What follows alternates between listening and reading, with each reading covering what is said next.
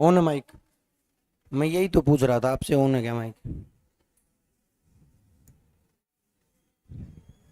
Hello? Hello?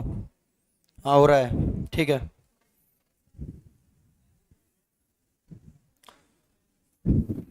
बस भाई,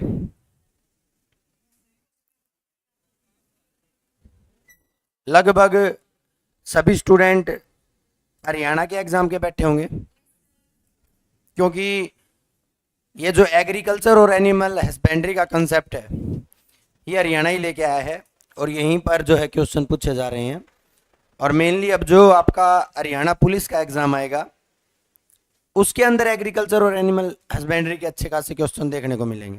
हालांकि 5-6 क्वेश्चन तो हर हरियाणा पुलिस के एग्जाम में आए हैं, 2016 से जो भी एग्जाम हुए हैं। एक बार 20 क्वेश्चन भी आ गए थे हरियाणा, मतलब हरियाणा पुलिस में एक एग्जाम था, हरियाणा पुलिस कांस्टेबल का एक एग्जाम था, 20 क्वेश्चन भी एग्रीकल्चर एंड एनिमल हस्बेंड्री से आ गए थे। तो हरियाणा ये कुछ भी कर सकता है, ग्रुप 56-57 या कोई भी एग्जाम है, हरियाणा अपना जो कल्चर है वहां से क्वेश्चन जरूर पूछता है। आपने पहले भी कभी ना कभी एग्रीकल्चर और एनिमल हस्बेंड्री को पढ़ लिया होगा, कभी ना कभी कहीं ना कहीं से तो किया होगा, किया है या नहीं किया है? अरे कर लिया होगा, कोई बड़ी बात नहीं है। जो जिस टाइप से हरियाणा में क्वेश्चन आते हैं उसका कंटेंट जो है वो बना रखा है। लगभग 2019 में ये स्टार्ट हुआ था, जब से ही जो है कंटेंट सेम टू सेम चल रहा है, वही क्वेश्चंस बार बार रिपीट हो रहे हैं। कैसे क्वेश्चन पूछे जा रहे हैं? पहले एग्रीकल्चर ना करके एनिमल हस्बेंड्री करेंगे, क्योंकि ज्यादा क्वेश्चन जो है किससे आ रहे हैं? एनिमल हस्बेंड्री से आ रहे हैं। जैसे कि सबसे ज्यादा नस्लों से क्वेश्चन आ रहे हैं कि गाय की कौन सी नस्ल है, भी कोई भी नस्ल दे देगा, ये किसकी नस्ल है, या फिर उसकी कोई विशेषता है उस नस्ल की, वहां से क्वेश्चन जो है आपको देखने को मिल रहे हैं। एग्रीकल्चर से भी अच्छे खासे क्वेश्चन देखने को मिले थे। अगर आप पिछला हरियाणा पुलिस का एग्जाम उठा के देखो तो एग्रीकल्चर में उनकी फैमिली से क्वेश्चन देखने को मिले थे कि ये जो दलहन फसलें हैं या फिर गेहूं है, बाजरा है, इनकी फैमिली कौन सी है, कहां से ये बिलोंग करते हैं। हालांकि मैं आपको एक बात बता देता हूं, एग्रीकल्चर और एनिमल हस्बेंड्री साइंस का पोर्शन है। अगर आप 9th क्लास में पढ़ोगे तो 9th क्लास का लास्ट चैप्टर, 10th क्लास का लास्ट चैप्टर बायोलॉजी के अंदर, ये आपको एग्रीकल्चर और एनिमल हस्बेंड्री देखने को मिलेगा। लगभग ये 9th, 10th और 11th, ये सारा का सारा कंटेंट आपको जो एनसीईआरटी का है वही मैंने जो है इसके अंदर लिख रखा है। इसको लगा इसलिए लिया क्योंकि ये जल्दी हो जाएगा, समझाने का काम मैं कर दूंगा, टाइम आपका लगेगा नहीं। नहीं तो आपके पास इतना टाइम है, नहीं मेरे पास है, ठीक है। जितना होगा आज ही होगा, कंप्लीट ही कर देंगे इसको। स्टार्ट करते हैं, ज्यादा समय हम नहीं लेंगे। पहले मैं इसीलिए कहां पर चलता हूं, एग्रीकल्चर सॉरी एनिमल पर चलता हूं, क्योंकि एनिमल से जो है क्वेश्चन एग्रीकल्चर से भी उतने ही आते हैं, बट एनिमल से आपको अच्छे तरीके से ये दिख नहीं रहा होगा शायद, कोई दिक्कत नहीं है, मैं बोलता हुआ चलूंगा, समझाता हुआ चलूंगा, चलिएगा। देखो भाई, पशुपालन क्या है? ये पशुपालन, एनिमल हस्बेंड्री। भाई हरियाणा आप सभी को पता होगा अपना कल्चर है भाई, लगभग हम पशुओं को पालते हैं, या तो हमारी जरूरतों को पूरा करने के लिए या फिर व्यापार के लिए। व्यापार के लिए तो हरियाणा में बहुत कम आपको देखने को मिलेगा कि पशुओं को पाल रहे होंगे। लगभग अपनी जरूरत को पूरा करने के लिए, वो कहते हैं ना दूध दही का खाना हरियाणा, तो इसीलिए जो है हम किसको जो है पशुओं को पालते हैं। अब मैं बात करता हूं पशुपालन की, उससे पहले एक बात बता देता हूं। जैसे हमारी मतलब इंसानों की गिनती होती है, जनगणना जिसको हम बोलते हैं, सेम वैसे ही पशु गणना भी होती है। क्या होती है? पशु गणना भी होती है। तो सबसे पहले जो पशु गणना हुई थी वो कब हुई थी? अरे वो जो आप कह रहे हो बिल्लियों की जनगणना पहली बार की गई थी, ठीक है, बिल्ली की जनगणना की गई थी। पहली बार पशुओं की जनगणना 1919 में हुई थी। कब हुई थी? 1919 में पशुओं की जनगणना हुई थी। मैं आपको बता देता हूं, 2016 में जो आप बता रहे हो वो नियमित रूप से एक बार जनगणना हो गई थी, उसके बाद बहुत से सालों तक, ऐसा नहीं है कि हर 5 साल में, हर 10 साल में जनगणना होती है, ऐसा नहीं है। लेकिन 2016 के बाद हर 5 वर्ष में जो है किसकी, पशुओं की जनगणना होती है नियमित रूप से। अगर आपसे कहे नियमित रूप से पशुओं की जनगणना कब से शुरू हुई, तो 2016 से। वैसे जनगणना 2019 को हुई थी पहली बार पशुओं की जनगणना, सॉरी 1919, लेकिन 2016 से जो है वो नियमित रूप से करने लगे। उसमें बिल्ली की भी जनगणना कर दी थी, मतलब मेनली हरियाणा ने, ठीक है। तो पशु जनगणना में जब पता चला तो सबसे ज्यादा पशु जो है वो कहां पर है, तो यूपी में है। जहां पर सबसे ज्यादा आदमी है वहां पर ही सबसे ज्यादा पशु हैं। ये क्वेश्चन पूछा गया था कि सबसे ज्यादा पशु जो वो कहां पर है, तो हमारी जो लेटेस्ट जनगणना थी उसके अनुसार जो है सबसे ज्यादा पशु जो हैं वो कहां पर हैं, यूपी में है। क्लियर अभी। दूसरे नंबर पर अगर मैं बात करूं तो कहां पर है, राजस्थान में। कहां पर है, राजस्थान में। क्लियर है। अब पशुओं का मतलब ये नहीं है कि गाय भैंस ही पशु हैं भाई, भेड़ बकरी भी पशु हैं, सुअर वुअर जितने भी हैं, आपके जो कबूतर हैं वो भी पशु हैं, पक्षी भी पशु ही हैं।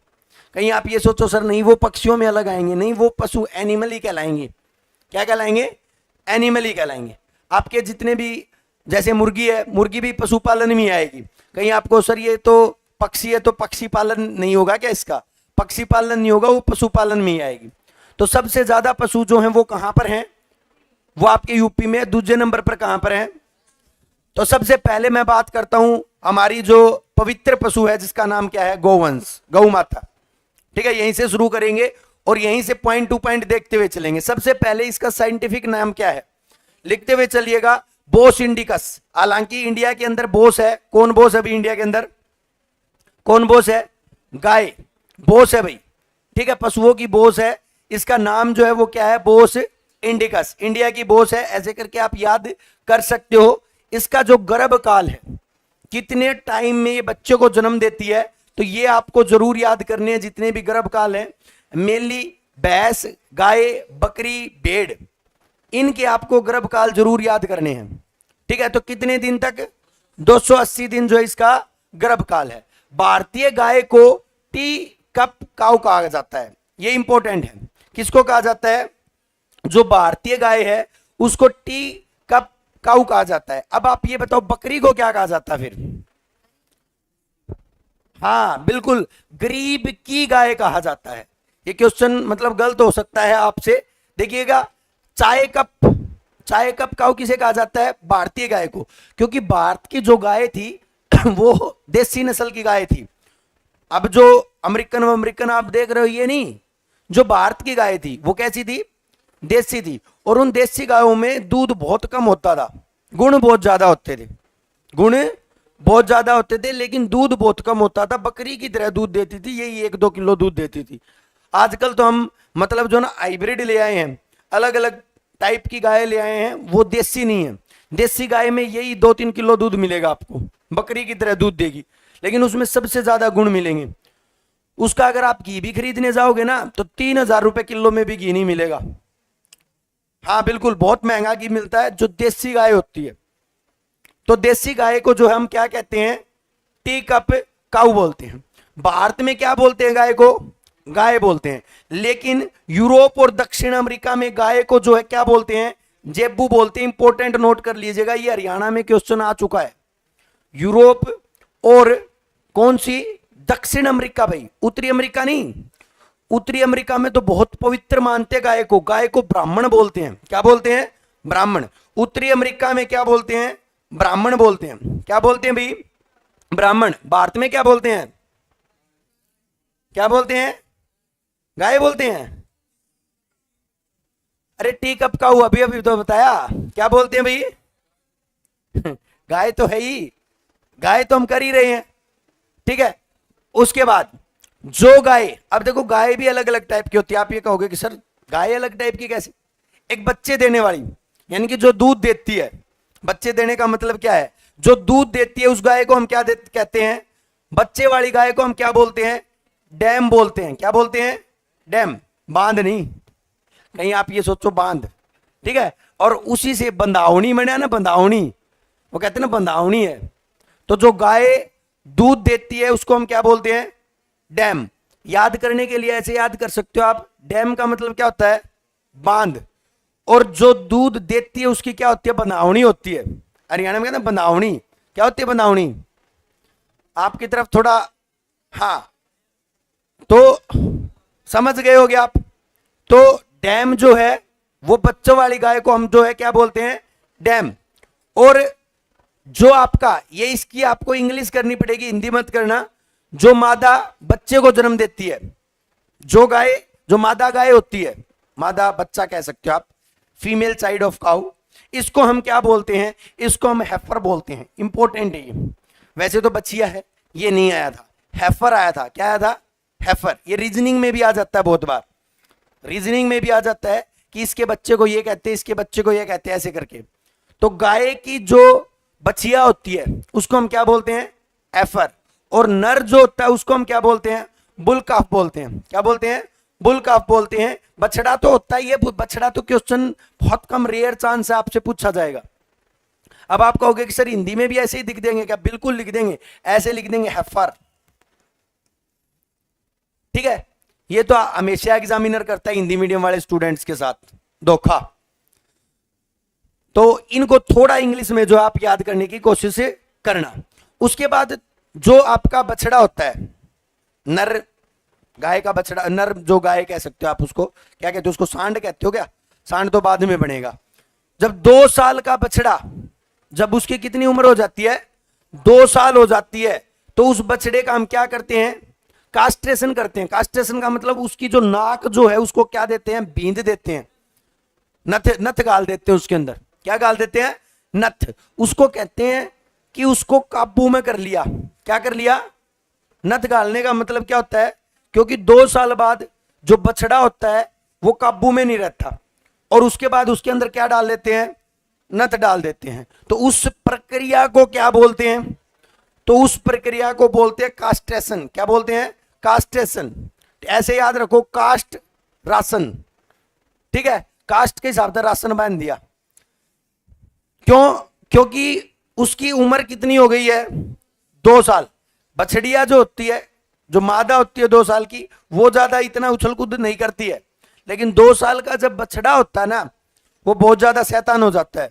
तो उसको क्या करना पड़ता है, कास्ट्रेशन करना पड़ता है। क्लियर है भाई? तो आपसे ये क्वेश्चन दोनों पूछे जा सकते हैं कि कास्ट्रेशन किस उम्र के बछड़े की होती है, और या फिर आपसे ये पूछ सकता है कि बछड़े की नाक बींदना, नथ बींदना, ये क्वेश्चन आया था आपके 2019 वाला जो कैंसिल हुआ था, उस प्रक्रिया को क्या बोलते हैं? ये प्रक्रिया भी आपसे पूछी जा सकती है, तो इसको क्या बोलते हैं, कास्ट्रेशन बोलते हैं। क्लियर है भाई? क्लियर है? गाय जो होती है उसका जीवन काल कितना होता है, 20 वर्ष होता है। लगभग 8 से 10 बच्चों को जो है ये क्या करती है, जन्म देती है। और लगभग 5 केजी सूखा चारा जो है ये प्रतिदिन खाती है। कितना खाती है भाई? 5 केजी प्रतिदिन सूखा चारा खाती है। ठीक है भाई, चलेगा। उसके बाद इसमें कुछ समझाने वमझाने का है नहीं। जो हम दुधारू गाय का शरीर, ये जो आपकी विशेषता जो है, दुधारू गाय की विशेषता, ये क्वेश्चन भी एक बार पूछा गया था। मैंने आपको बता दिया, ये सारा जितना भी कंटेंट बना रखा है, हालांकि सारा एनसीईआरटी का लाइन टू लाइन है, और हरियाणा के अब तक जितने एग्जाम में पूछा गया, हरियाणा की मतलब जो एनसीईआरटी की डायरेक्ट लाइन उठा ली है। चाहे आप वो साइंस को उठा लो, चाहे आप एसएस को क्यों ना उठा लो, जो जीके आई है ना, वो भी 9th 10th की डायरेक्ट जो है लाइन की लाइन उठा रखी है हरियाणा ने। तो सेम एग्रीकल्चर एनिमल हस्बेंड्री में जो है ये दुधारू गाय की विशेषताएं पूछी गई थी, निष्कर्ष में पूछी गई थी। विशेषता ये होती है, ये होती है, ये होती है, फिर ऑप्शन दे दिया, ऑप्शन 1 2, ऑप्शन 1 2 3, ऐसे करके एक क्वेश्चन आया था। शायद हरियाणा पुलिस एसआई के एग्जाम में देखने को मिला था। ये देख लीजिएगा इसको। गाय की विशेषता नहीं, दुधारू गाय की विशेषता क्या होती है। अब आप कहोगे कि सर हमें ये पुलिस में लगा रहे हैं या गाय भैंस का काम करवाओगे ऑर्डर ले जाके, ठीक है, वो पता नहीं। ठीक है, हाँ वो पता नहीं भाई, लेकिन आप भी देख सकते हो, पिछले प्रीवियस ईयर चेक कर लो, एग्रीकल्चर और एनिमल हस्बेंड्री के अच्छे खासे क्वेश्चन पूछे गए हैं। ठीक है, मतलब देखने में थोड़े वो कहते हैं ना बेहुदे, वो लगेंगे कि यार क्या मतलब बनता है इन क्वेश्चंस का। तो देख लेना, जो दुधारू गाय होती है उसका गलकंबल मिलेगा आपको। गलकंबल क्या होता है? वो जो नीचे से ऐसे करके होता है ना गलकंबल, वो लटका हुआ मिलेगा। गलकंबल क्या होता है? गले के नीचे जो खाल होती है वो लटकी हुई मिलेगी, उसको बोलते हैं गलकंबल। दूसरा मुलान मिलेगा, मुलान लटके हुए मिलेंगे। मुलान क्या होते हैं भाई? मुलान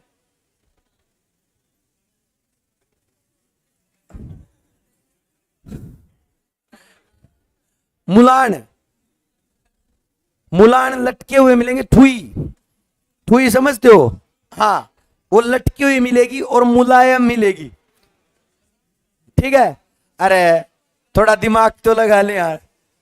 दुधारू पशु और थन लटके हुए मिलेंगे, फिर किसा दूध देगी वह? ठीक है, चलो कोई नहीं, चल सकता है, चल जाएगा। नेक्स्ट देखो, गाय की ये क्वेश्चन, प्रमुख कितनी नस्लें हैं? हालांकि नस्लें तो बहुत हैं, लेकिन मुख्यतः नस्ल जो है वो कितनी है? एनसीईआरटी डाटा के अनुसार 27 कितनी है भाई इसकी नस्ल है? कितनी नस्ल है? 27 है। और एक बात याद रखिएगा, गाय के दूध में फैट बहुत कम है, इसलिए गाय के दूध को बहुत अच्छा दूध कहा जाता है। सबसे बेस्ट मिल्क जो है वो किसको कहा जाता है? गाय के दूध को। लगभग सभी बड़ी बड़ी बीमारी जो होती है उनमें गाय का दूध प्रयोग किया जाता है, देसी का। ये बात आप जरूर याद रखियो। कई अमेरिकन 5 से 7% फैट होती है। अच्छा, फिर भैंस के दूध में कितनी फैट होती है? भैंस भाई 9-10, 14-14 भी होती है। बदावरी एक भैंस है। हाँ, सबसे ज्यादा फैट वाली भैंस का मतलब एक क्वेश्चन भी आया था। ठीक है, तो गाय के दूध में फैट जो होता है वो कम होता है 5 से 7 लीटर। गाय के दूध का पीला रंग, ये तो आपको पता ही होगा किसकी वजह से होता है? ये गलत लिख रखा है, कैरोटीन या कैरेटीन। बहुत बढ़िया भाई, कैरोटीन। ये गलत हो जाएगा भाई, ये क्वेश्चन ही गलत हो जाएगा अगर कैरेटीन कर दिया तो। Hair and nails are made by keratin, keratin. But the protein in carrot, गाजर में कौन सा प्रोटीन? कैरोटीन। और गाजर वाला प्रोटीन ही किसमें बेटा? दूध का पीला रंग देखा ना भी गाय का? गाय के दूध का पीला रंग होता है वो किसकी वजह से होता है? Carotene, not keratin. ठीक है, ये फर्क है, ए का रो का ही फर्क है। ठीक है, इंग्लिश में अगर देखोगे तो कैरोटीन, ये वाला कैरोटीन, और एक होता है कैरेटीन, ये वाला कैरेटीन। बालों में करवाते हो जो आप, ठीक है? हाँ, वो शैम्पू वैम्पू भी आते हैं, कैरेटाइन के शैम्पू आते हैं, वो कैरेटीन। ये दोनों में फर्क है। हिंदी में तो बिल्कुल ही और एक का फर्क है। चलिएगा नेक्स्ट की अगर मैं बात करूं इसी में गाय की नस्लों की। अब देखो, यहां से उपयोग के आधार पर गाय के क्वेश्चन बहुत ज्यादा पूछे गए थे कि निम्नलिखित में से कौन सी जो है वो दुधारू नस्ल है, कौन सी बारवाही। अब मैं नाम नहीं लूंगा, बारवाही का काम क्या है आप खुद समझ लेना। ठीक है, हम हिंदू धर्म से बिलोंग करते हैं तो हम ऐसा तो नहीं कह सकते, ठीक है, लेकिन फिर भी ये दुनिया है, इसमें तरह तरह के जो है काम होते हैं। तो दूध के अलावा भी और कोई काम जो है वो लिए जाते हैं पशु। ठीक है, तो दुधारू नस्लें, तो दुधारू नस्लें में सबसे प्रसिद्ध नस्ल कौन सी है भाई? साहिवाल, भूरा कलर, लाल भूरा कलर की जो गाय होती है साहिवाल सबसे ज्यादा। इसका देश भी पूछ लिया जाए साहिवाल नस्ल किसकी है, तो साहिवाल पाकिस्तान के भाई। कहां की है? ये हर एक पॉइंट जो है आपके लिए इंपॉर्टेंट है। दूसरी आपकी लाल सिंधी, लाल सिंधी ये भी पाकिस्तान की है। गिर, गिर तो आप सभी जानते ही हो कहां की है? गुजरात की। देवनी, देवनी आंध्र प्रदेश, देवों की भूमि आंध्र प्रदेश। ठीक है, देवनी ये कहां की है? तो ये जो है आपकी कैसी हैं? दुधारू पशु हैं। कौन कौन सी याद करोगे? साहिवाल, दूसरी लाल सिंधी, तीसरी गिर और चौथी देवनी। ये दुधारू हैं। कहां की हैं ये भी जरूर याद रखिएगा। ठीक है, भारत की सबसे प्रसिद्ध दुधारू गिर, विश्व की सबसे प्रसिद्ध दुधारू साहिवाल, ये भी जो आपको याद रखना है। अगली बारवाही, बारवाही समझ सकते हो, बारी बारी होती है, मेनली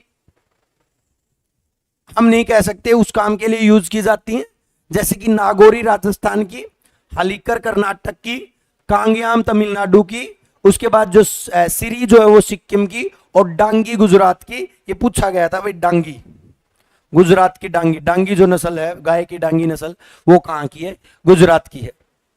ठीक है, अच्छा इसको तो पहले बता देते ना, ठीक है भाई। तो डांगी किसकी?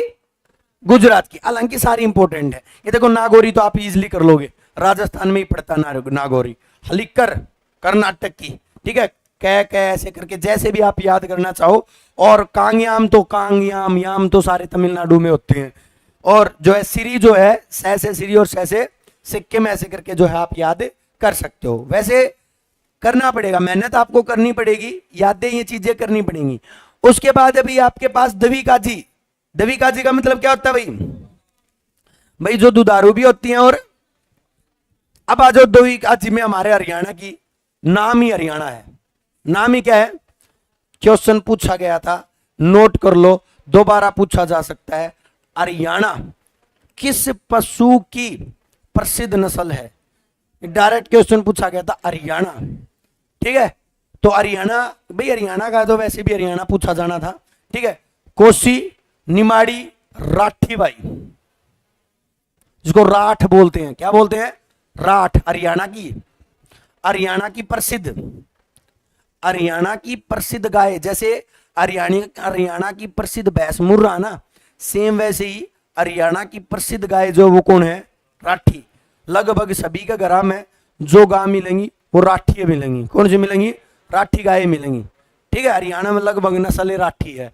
उसके बाद भी थार पारकर, नाम में बड़ा, बहुत बड़ा, थार पारकर, विशाल के शरीर, बहुत बड़ी गाय भैया, थार पारकर। यो क्वेश्चन पूछा जा सके, पाकिस्तान की है, सबसे बड़ी गाय जो है वो कौन सी है?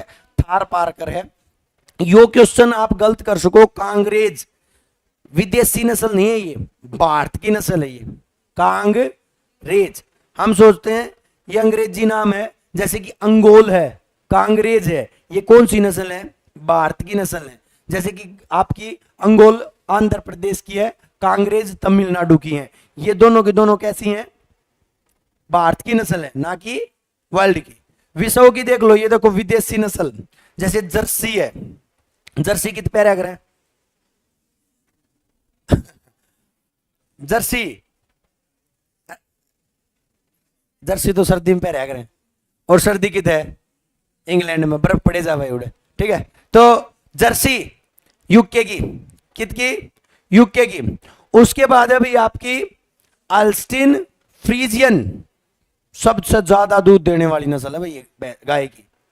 गाय की जैसे मुर्रा है ना भैंस में, वैसे ही विश्व की बात कर रहा हूं मैं। ओल्स्टिन फ्रीजियन नीदरलैंड की है भैया। कहां की है? नीदरलैंड की। ब्राउन स्विस स्विट्जरलैंड की, स्विस है तो स्विट्जरलैंड याद रह जाएगा।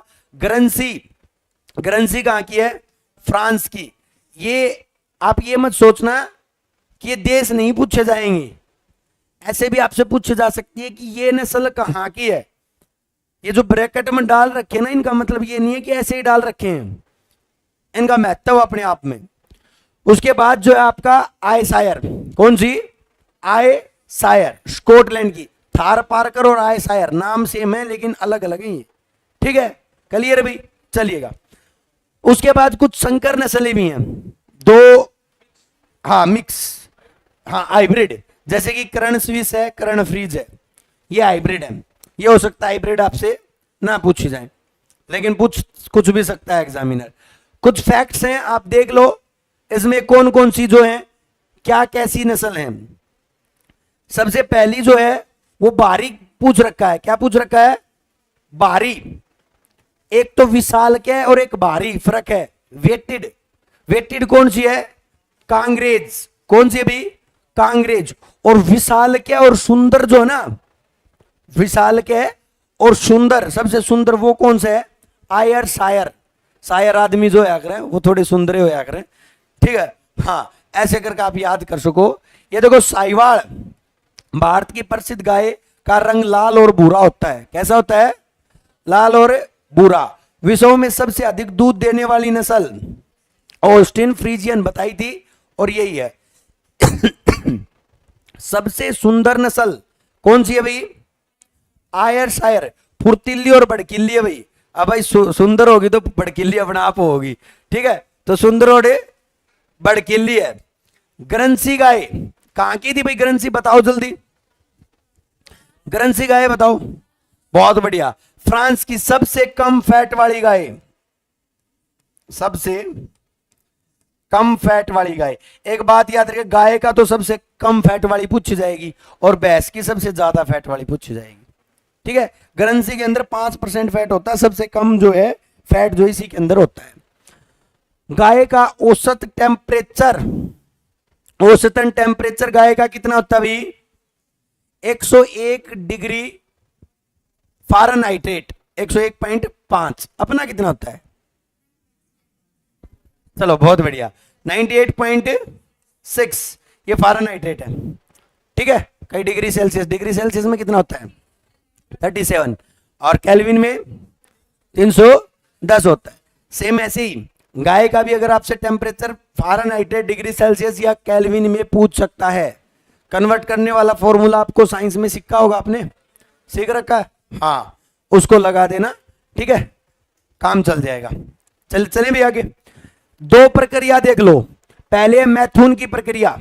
मैथुन की प्रक्रिया जो है वो आपकी सर्विक कहलाती है। क्या कहलाती है? सर्विक कहलाती है। और उसके बाद जो बच्चा देने की प्रक्रिया जो है उसको हम क्या बोलते हैं? काविंग बोलते हैं। क्या बोलते हैं? काविंग। ये दो प्रक्रिया जो है आपको याद रखनी है। तो गाय की नस्ल में 3 ही प्रक्रिया याद रखनी है। एक तो बड़द वाली प्रक्रिया, कास्ट्रेशन, ठीक है? कास्ट का राशन, ठीक है? कास्ट्रेशन। दूसरी मैथुन की प्रक्रिया, सेक्सुअल रिप्रोडक्शन जो है वो क्या कहलाएगा? सर्विग। और तीसरा बच्चे देना, वो क्या करना? गा ब्यागी, ठीक है? ब्यान वाली जो प्रक्रिया है उसने क्या क्या करा है? काविंग बोलिया कर, ठीक है? तो ये 3 प्रक्रिया जो आपको याद रखनी है। और नस्लों में साहिवाल आपको याद रखनी है, ठीक है? कहां की है? पाकिस्तान की है। भारत में सबसे ज्यादा वाई यूज करी जा, भारत की सबसे ज्यादा दूध देने वाली है। विश्व की सबसे ज्यादा दूध देने वाली कौन सी? हाँ, ठीक है? और सबसे कम फैट ग्रंसी के अंदर है, ठीक है? कितना है? 5% है। तो इनको जो है आपको याद रखना है, जितनी भी नस्ल है सारी की सारी। और सबसे सुंदर आयर शायर। सुंदर के लिए याद रखो, शायर आदमी सुंदर होया करो, और ठीक है, ऐसे आदमी तो शायर बनेंगे नहीं। क्लियर है भाई? चलिएगा। उसके बाद हम बात करते हैं अपने किन के ऊपर? बीबी के ऊपर। किन के ऊपर? बी और बी, ठीक है? शॉर्ट है ये इसका भैंस है। भैंस का जो वैज्ञानिक नाम जो होता है, साइंटिफिक नाम जो होता है, वो क्या होता है भी आपका? बुबेलस बुबेलिस। बुबेलस बुबेलिस, इसीलिए मैं इसको बी बी कह रहा था। भैंस से बी और बी, बफेलो होती है ना, इसको बी बी, बुबेलस बुबेलिस। गाय का क्या था? बोस इंडिकस। भूल मत जाना कहीं मैं यहां करवा के जाऊं और आप पिछले वाला भूल जाओ। जन्मस्थली क्या है गाय की? बहस कर रहे हैं हम, कहां पर हुई है? भारत में। सबसे ज्यादा बहस कहां पर है? मतलब भारत बहस में आगे पाइए, ठीक है? गाय कितनी सुंदर पशु है, उसमें तो आगे था नहीं। क्लियर है भाई? भारतीय भैंस को क्या कहते हैं? मी जल भैंस, क्योंकि भारत वाली जोड़ जाड़ा में रहा कर, ज्यादा किचड़ काचड़ में कौन आया। विदेशी भैंसा ने दलदली भैंस का आकर, आप कभी देखे होगे अपने डिस्कवरी वगैरह पे, दलदल में फंसी मिलेंगी आपने भैंस, ठीक है? हाँ, जंगला के अंदर। तो विदेश में भैंसों को दलदली और भारत वालियों को जल परी नहीं, अब जल परी, जल भैंस, ठीक है? जीवन काल कितना होता है इनका? गाय का 20, इनका 25, 5 साल तो ज्यादा जीवेंगी, ठीक है? गर्भाकाल, प्रेगनेंसी पीरियड कितना होता है? 310, 30 दिन ज्यादा हो, 1 महीना ज्यादा किसते? गाय थे।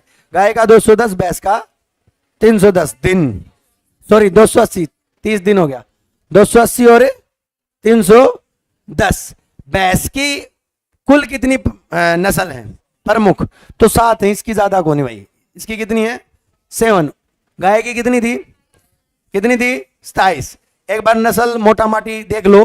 पहली तो भाई मुर्रा, कितना ही, हरियाणा से, सही भारत में जन्म स्थली इसकी भारत है। कौन भी? दूसरी गुजरात की सूरती, गुजरात की सूरत की है गुजरात में। महसाणा जफारवादी, नागपुरी महाराष्ट्र, बदावरी, ये 3 इंपॉर्टेंट है।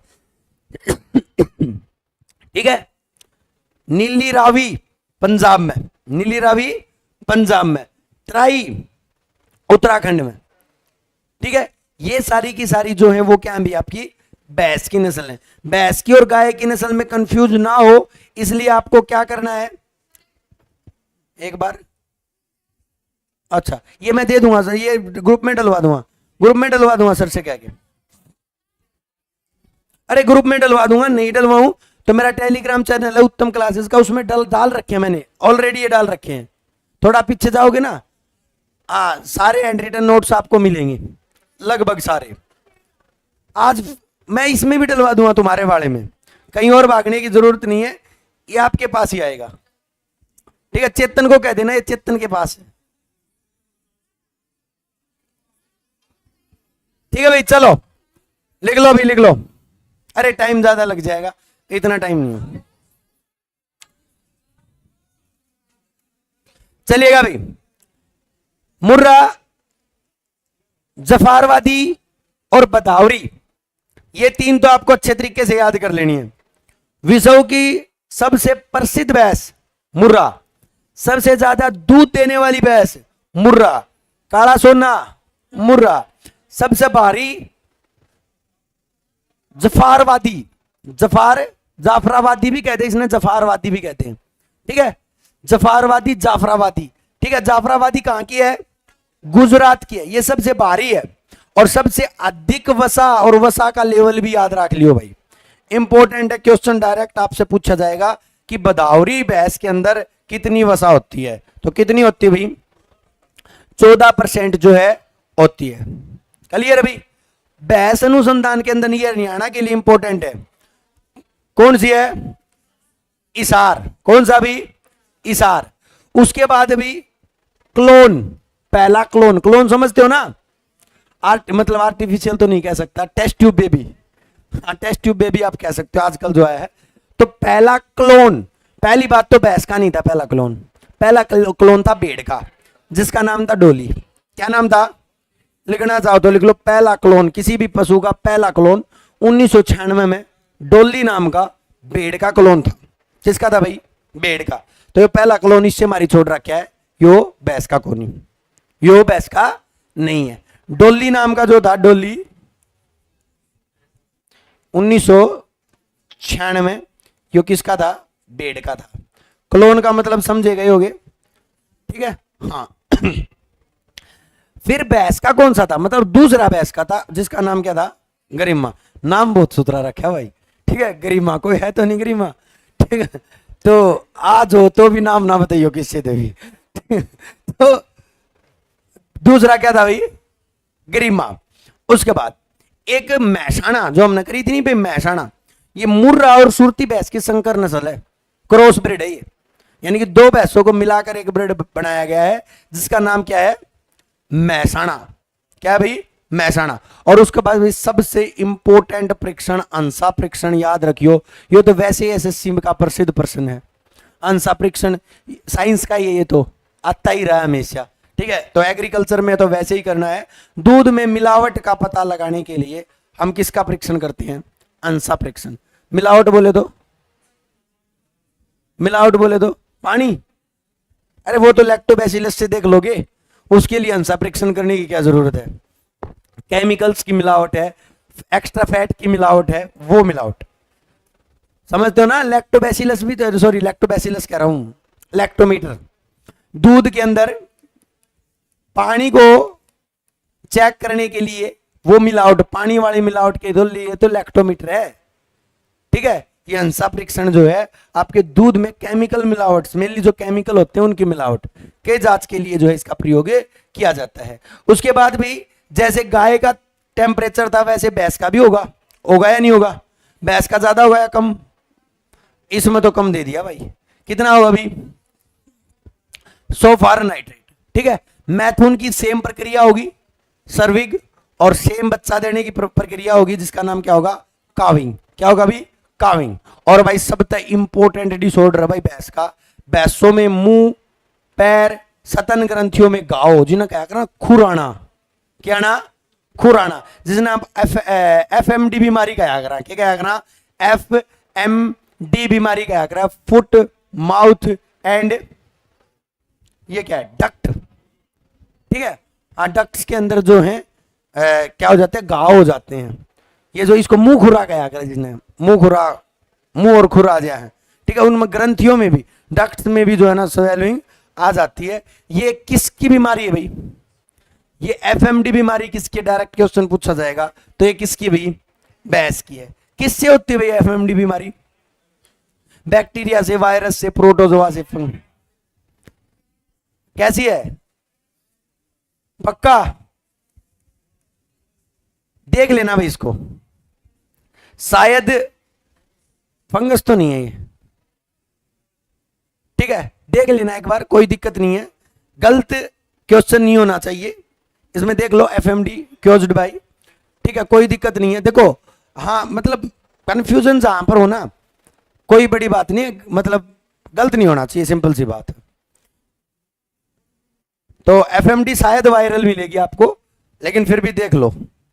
ठीक है, उसके बाद देखो FMD में ये बूस्टर डोज के लिए क्वेश्चन पूछा गया था, इतनी देर नहीं लगनी चाहिए। वायरल है ना, वायरल डिसऑर्डर है ये, वायरल डिसऑर्डर है। ठीक है भाई, ये बात आप याद रखिए। उसके बाद जो FMD डिसऑर्डर जो है उसमें 1 महीने बाद बूस्टर खुराक दी जाती है। 1 महीने बाद क्या दी जाती है? बूस्टर डोज जो है वो दी जाती है। और मवेशी, ये क्या तट रोग का कारण जो है कोबाल्ट की कमी होती है। 1 मिनट रुकिएगा भाई, मवेशी तट रोग, ये तट ही है क्या? वैसे मैं आपको वैसे बता देता हूं, कोबाल्ट की डेफिशिएंसी से हो क्या जाता है वो बता देता हूं मैं, तट रोग का अंदाजा लगा लेना आप।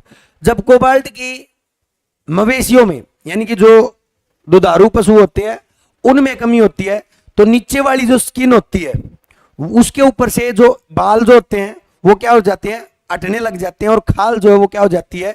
उसके ऊपर जो है छोटे छोटे घाव हो जाते हैं। ठीक है, किसकी वजह से? कोबाल्ट की कमी से। ठीक है, तो शायद वो तट रोग, इसको कुछ इंग्लिश में अच्छा मिलेगा आपको। ठीक है, तो इसको तट रोग को जो है ना, तट रोग, इसको इंग्लिश में देख लीजिएगा, समझ में आ जाएगा। वैसे मैंने आपको बता दिया, कोबाल्ट की डेफिशिएंसी से जो स्किन जो होती है, नीचे की स्किन, जो पेट की नीचे की स्किन है वो जो है क्या होने लग जाती है? खराब होने लग जाती है। जो थन जो होते हैं उनके बीच में भी जो है वो जो स्किन जो है वो थोड़ी भुरभुरी, वो क्या क्या करो उसने, मतलब छोटे छोटे घाव हो जाते हैं उसमें। ठीक है, हाँ पाटी पाटी कह दे। ठीक है, तो वो हो जाती है, तो इसको तट रोग शायद नीचे वाले रोग को कहते होंगे। उसके बाद अगर हम बात करें, ये कोबाल्ट की कमी से होता है। अगला भी हमारा बकरी, तो ये था हमारी भैंस। भैंस में आपको क्या क्या याद रखना भी? 310, 25 साल, बीबी, क्या बीबी? 7, क्या 7? नस्ल। बीबी क्या है? Scientific name. 310 क्या है? 25 क्या है? बदावरी क्या है? ठीक है, नस्ल है कौन सी? सबसे ज्यादा फैट की, सबसे ज्यादा दूध, जाफराबादी, जाफराबादी सबसे भारी। तो ये जो है आपको जो है थोड़े 4-5 जो है, और FMD डिसऑर्डर मेन है, मुख्य है भैंसों का। आप कहोगे कि सर गायों का नहीं होता क्या? गायों का भी होता है, लेकिन मेनली भैंसों का ही होता है। FMD होती है शायद ये फुट, माउथ और डक्ट्स, जो ग्लैंड्स की डक्ट्स जो होती है उनमें सूजन आ जाती है। उसके बाद अभी आपकी बकरी, कैप्रा हिरकस, थोड़ा इंपॉर्टेंट है, CH से याद रखिएगा, कैप्रा हिरकस। इसका साइंटिफिक नाम है कैपरा हिरकस। गर्भाशय कितना होता है, प्रेगनेंसी पीरियड कितना होता है, 148 दिन, 148 डेज, ठीक है।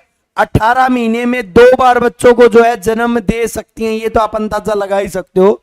148 दिन का जो है जीवन काल है, तो लगभग 1.5 साल में 2 बार बच्चों को जन्म दे सकती हैं।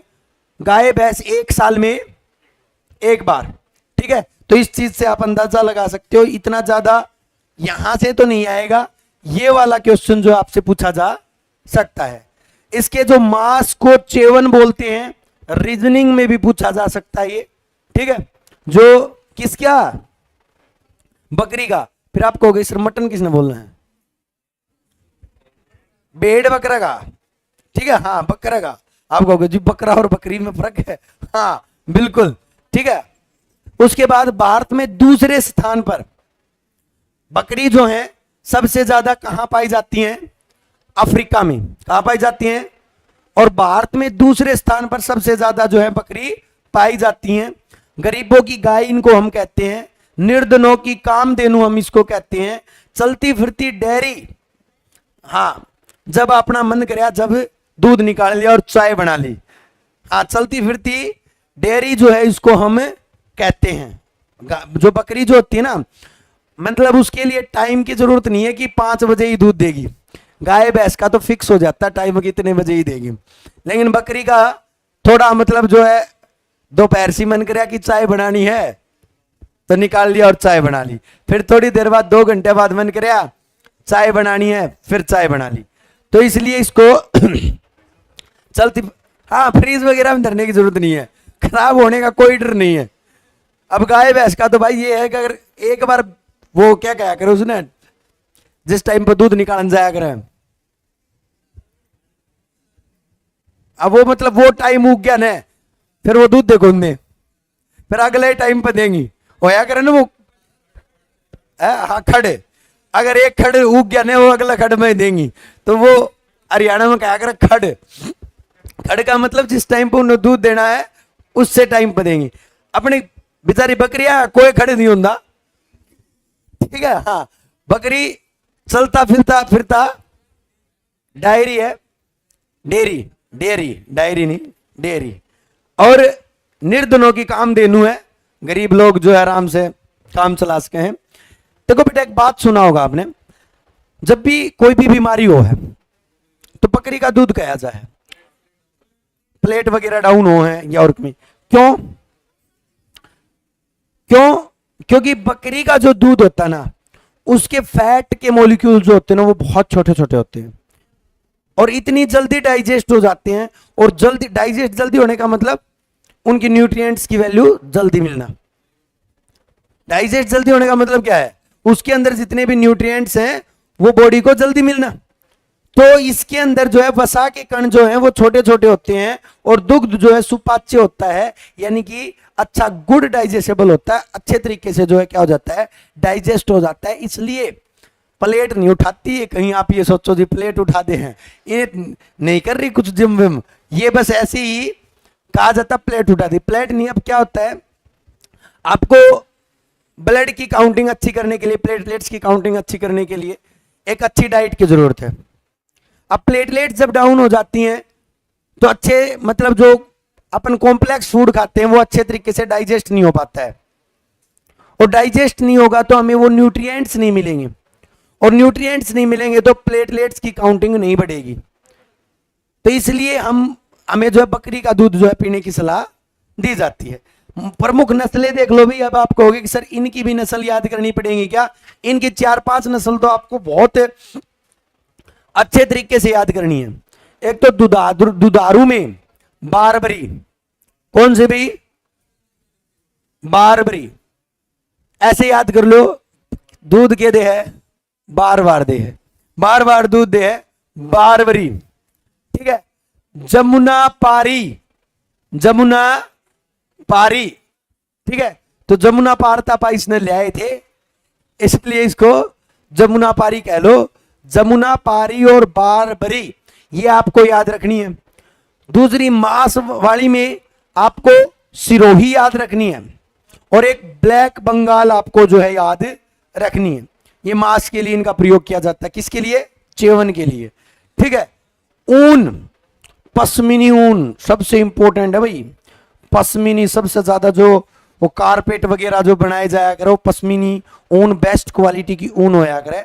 कश्मीर में पाई जाया करे। कहां पर? कश्मीर में ये बकरी पाई जाया करे। कश्मीर में पश्मीनी ऊन पाई जाया करे। ठीक है। खाल के लिए जो बकरी पाली जाती हैं वो होती है मालावरी। क्या होती है? मालावरी। मालावरी नस्ल की बकरी की खाल जो होती है वो सबसे अच्छी होती है। उसके बाद विदेशी में आपको एक ही याद रखनी है, सानेन, अच्छे नैन। ठीक है। तो सानेन सबसे ज्यादा दूध देने वाली बकरी है भाई विश्व की। सानेन जो है सबसे ज्यादा दूध देने वाली बकरी की नस्ल है विश्व की। अंगोरा, ठीक है, Anglo Nubian, Anglo Nubian England की। तो आपको ये जरूर याद रखनी है कौन सी नस्ल है। ज्यादा नस्ल नहीं है बकरी की, तो बकरी की कोई फिक्स नहीं, बस नस्ल तो बहुत ज्यादा हो बकरी की। ठीक है, फिक्स नहीं तो कितने एनसीईआरटी में डेटा दे रखा, नहीं नाइन्थ में, 9th में, 10th में या 11th में कहीं पर भी नहीं दे रखा। ठीक है। इसका एवरेज वही बात है ना, एक बार में तो निकाल देनी है ना, इसका एवरेज कैसे बनाए, बार बार मन करे जद्दे निकाल ले। हाँ ठीक है। हाँ मतलब कुछ काउंटिंग जो इसकी दी नहीं गई। बकरी का जीवन काल कितना होता है भाई? 5 साल, 17-18 पाएगा। एक बार देख लो बकरी का जीवन काल। कोई नहीं, बकरी का जीवन काल 17-18 इतना ही पाएगा। देख लेना यहां पर क्या कितना है, 15 से 18 कर लेना, 15 से 18। अरे देखने की इसलिए कहता हूं मैं भाई, क्वेश्चन गलत नहीं होना चाहिए। मैं खुद, हम भी तैयारी करते हैं, सब तैयारी करते हैं, अगर कोई कंटेंट गलत हो गया ना, और वही मान के चलो क्वेश्चन पेपर में आ गया और उससे 1 नंबर तो तुम रह गए, तुम पूरी जिंदगी मेरे तगाड़ भोगोगे। वो मास्टर करवा गया था, उसकी वजह से, हालांकि तारा होना नहीं था पहला भी, ठीक है, लेकिन वो नाम दरिया जाएगा मेरा। ठीक है, चलिएगा देख लो भी। सबसे बड़े आकार की जो बकरी है, सबसे बड़ा नाम है, नाम क्या भी? जामुना पारी। जामुना पारी नाम में बड़ा दिखने लग रहा है, जामुना पारी। भारत में सर्वाधिक दूध देने वाली बारबारदे है। ठीक है, बर्बरी। और विश्व की सबसे ज्यादा दूध देने वाली Saanen, milk queen of the world. Question बार बार पूछा जाएगा, milk queen of the world बकरी में तो आपकी कौन है भी? सानेन। सबसे अधिक फैट किस में होता भी? ब्लैक बंगाल में होता है। इसका एक्सीलेंट मीट भी इसका जो अच्छा होता है, एक्सीलेंट मीट जो है इसका दिया गया है। ठीक है। उसके बाद बकरी की दुनिया की में जर्सी का मतलब जिससे कोट बनाए जाते हैं खाल से। ठीक है, तो वह जो है कौन सी है? एंग्लो नूबियन है, इसलिए इसको दुनिया की जर्सी कहा जाता है, क्योंकि इसकी खाल से सबसे ज्यादा क्या बनाए जाते हैं? कोट बनाए जाते हैं। उसके बाद अभी मोहेर ऊन, ये इंपॉर्टेंट है भाई। मोहेर विश्व प्रसिद्ध ऊन है भाई, मोहेर ऊन। ठीक है, ये कहां से ली जाती है? अंगोरा बकरी से ली जाती है। किससे? एक बात बताऊं, टेंशन मत लियो, कहीं आप ये सोचो कि सर इतने नाम हम तो ओझ पोझ हो जाएंगे, कहीं किसी को कराएंगे। जब ऑप्शन आएंगे ना, तो आपको एक ही, अगर आपने थोड़ा भी कर रखा होगा ना, तो आप उस ऑप्शन को टिक कराओगे। आज तक जितने भी मैंने देखे हैं, क्योंकि जब बकरी का, आपको बस इतना पता होना चाहिए बकरी की नस्ल है, कहीं आपको ये ही ना पता हो, क्योंकि वो ऑप्शन में एक ही बकरी की नस्ल देगा, 3 भैंस की दे देगा।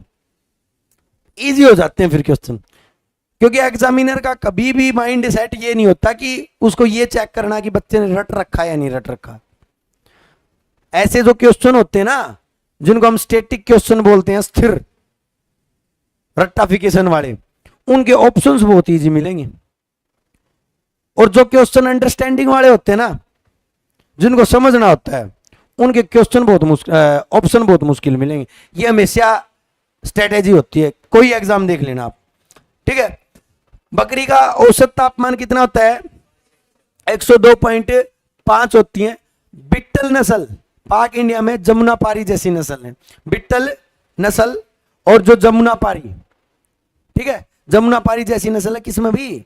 बिट्टल नस्ल पाकिस्तान में, जमुनापारी जैसी, जमुनापारी मतलब बड़े आकार की बड़ी बकरी, ठीक है। तो बिट्टल नस्ल जो है वो जमुनापारी की तरह जो है नस्ल है।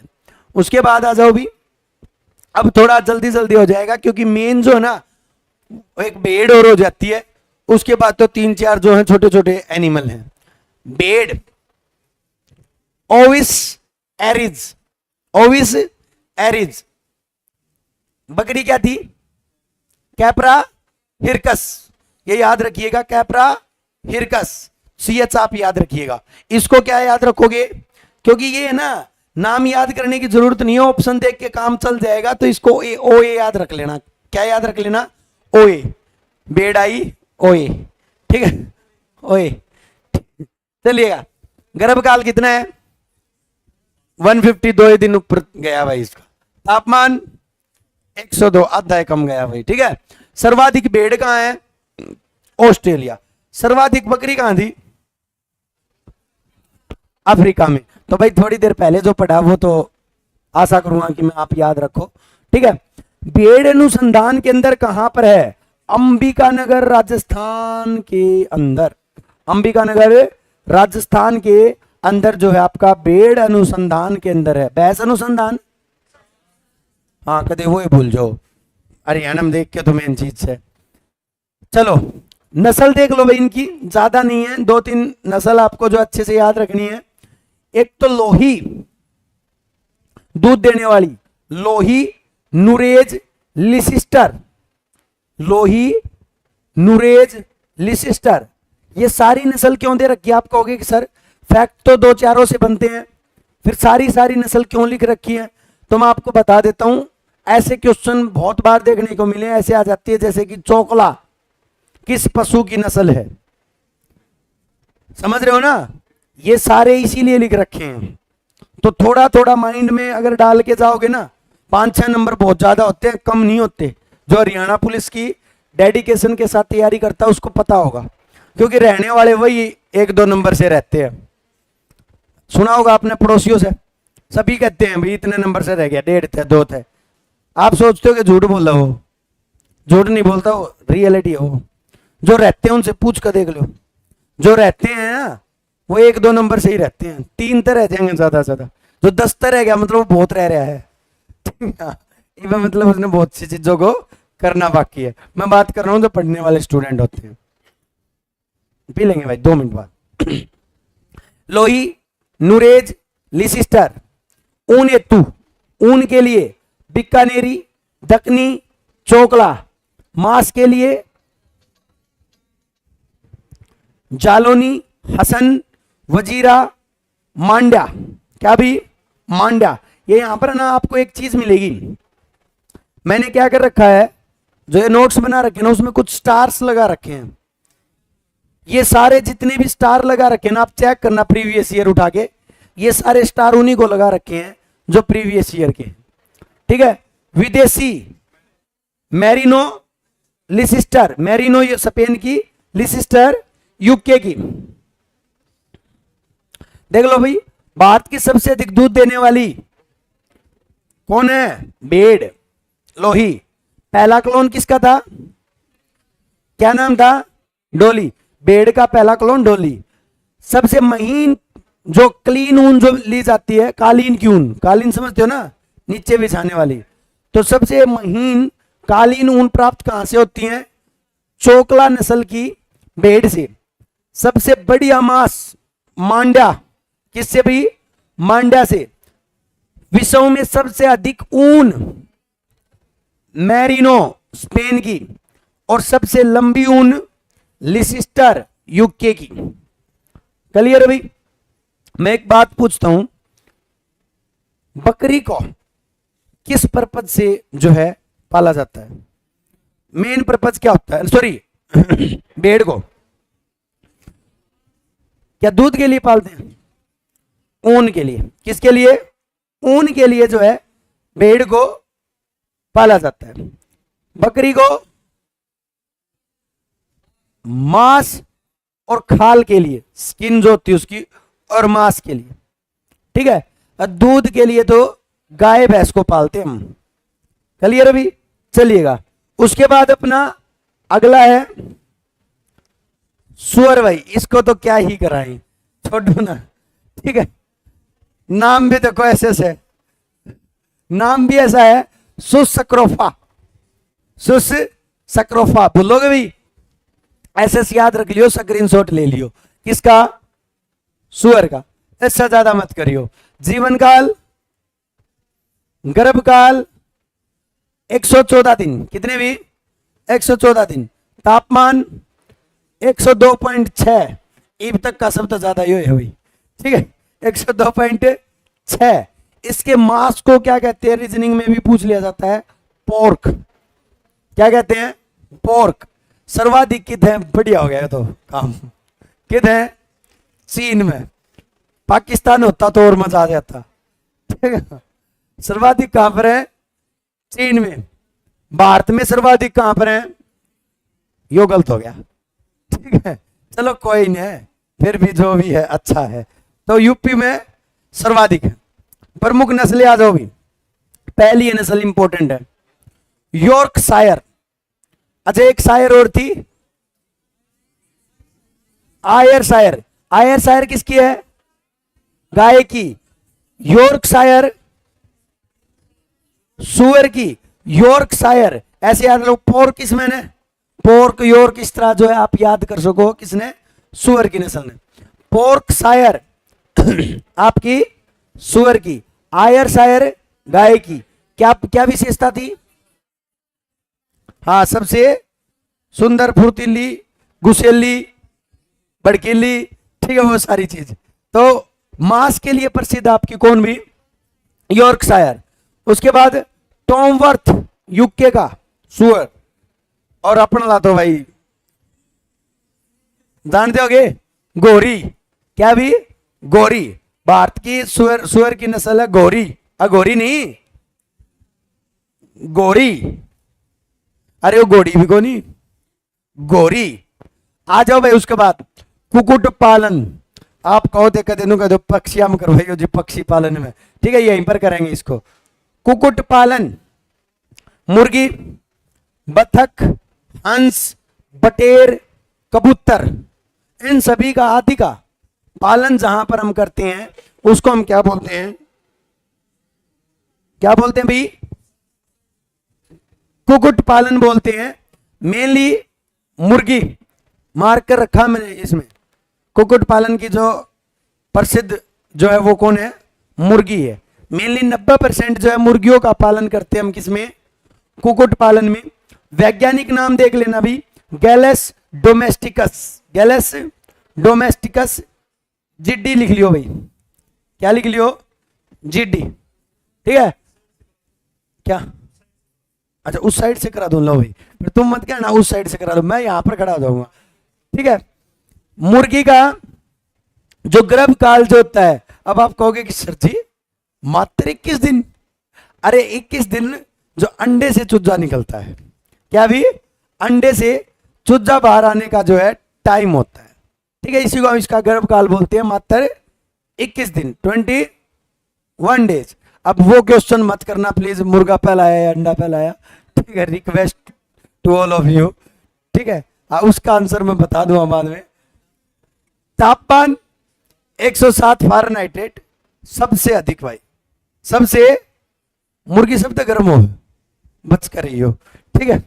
मुर्गी का अंडा देना लेइंग कहलाता है, और अंडे से बच्चे का निकलना हैचिंग कहलाता है। इंपॉर्टेंट है भाई ये दोनों के दोनों। लेइंग अंडा देना और अंडे से क्या निकलना।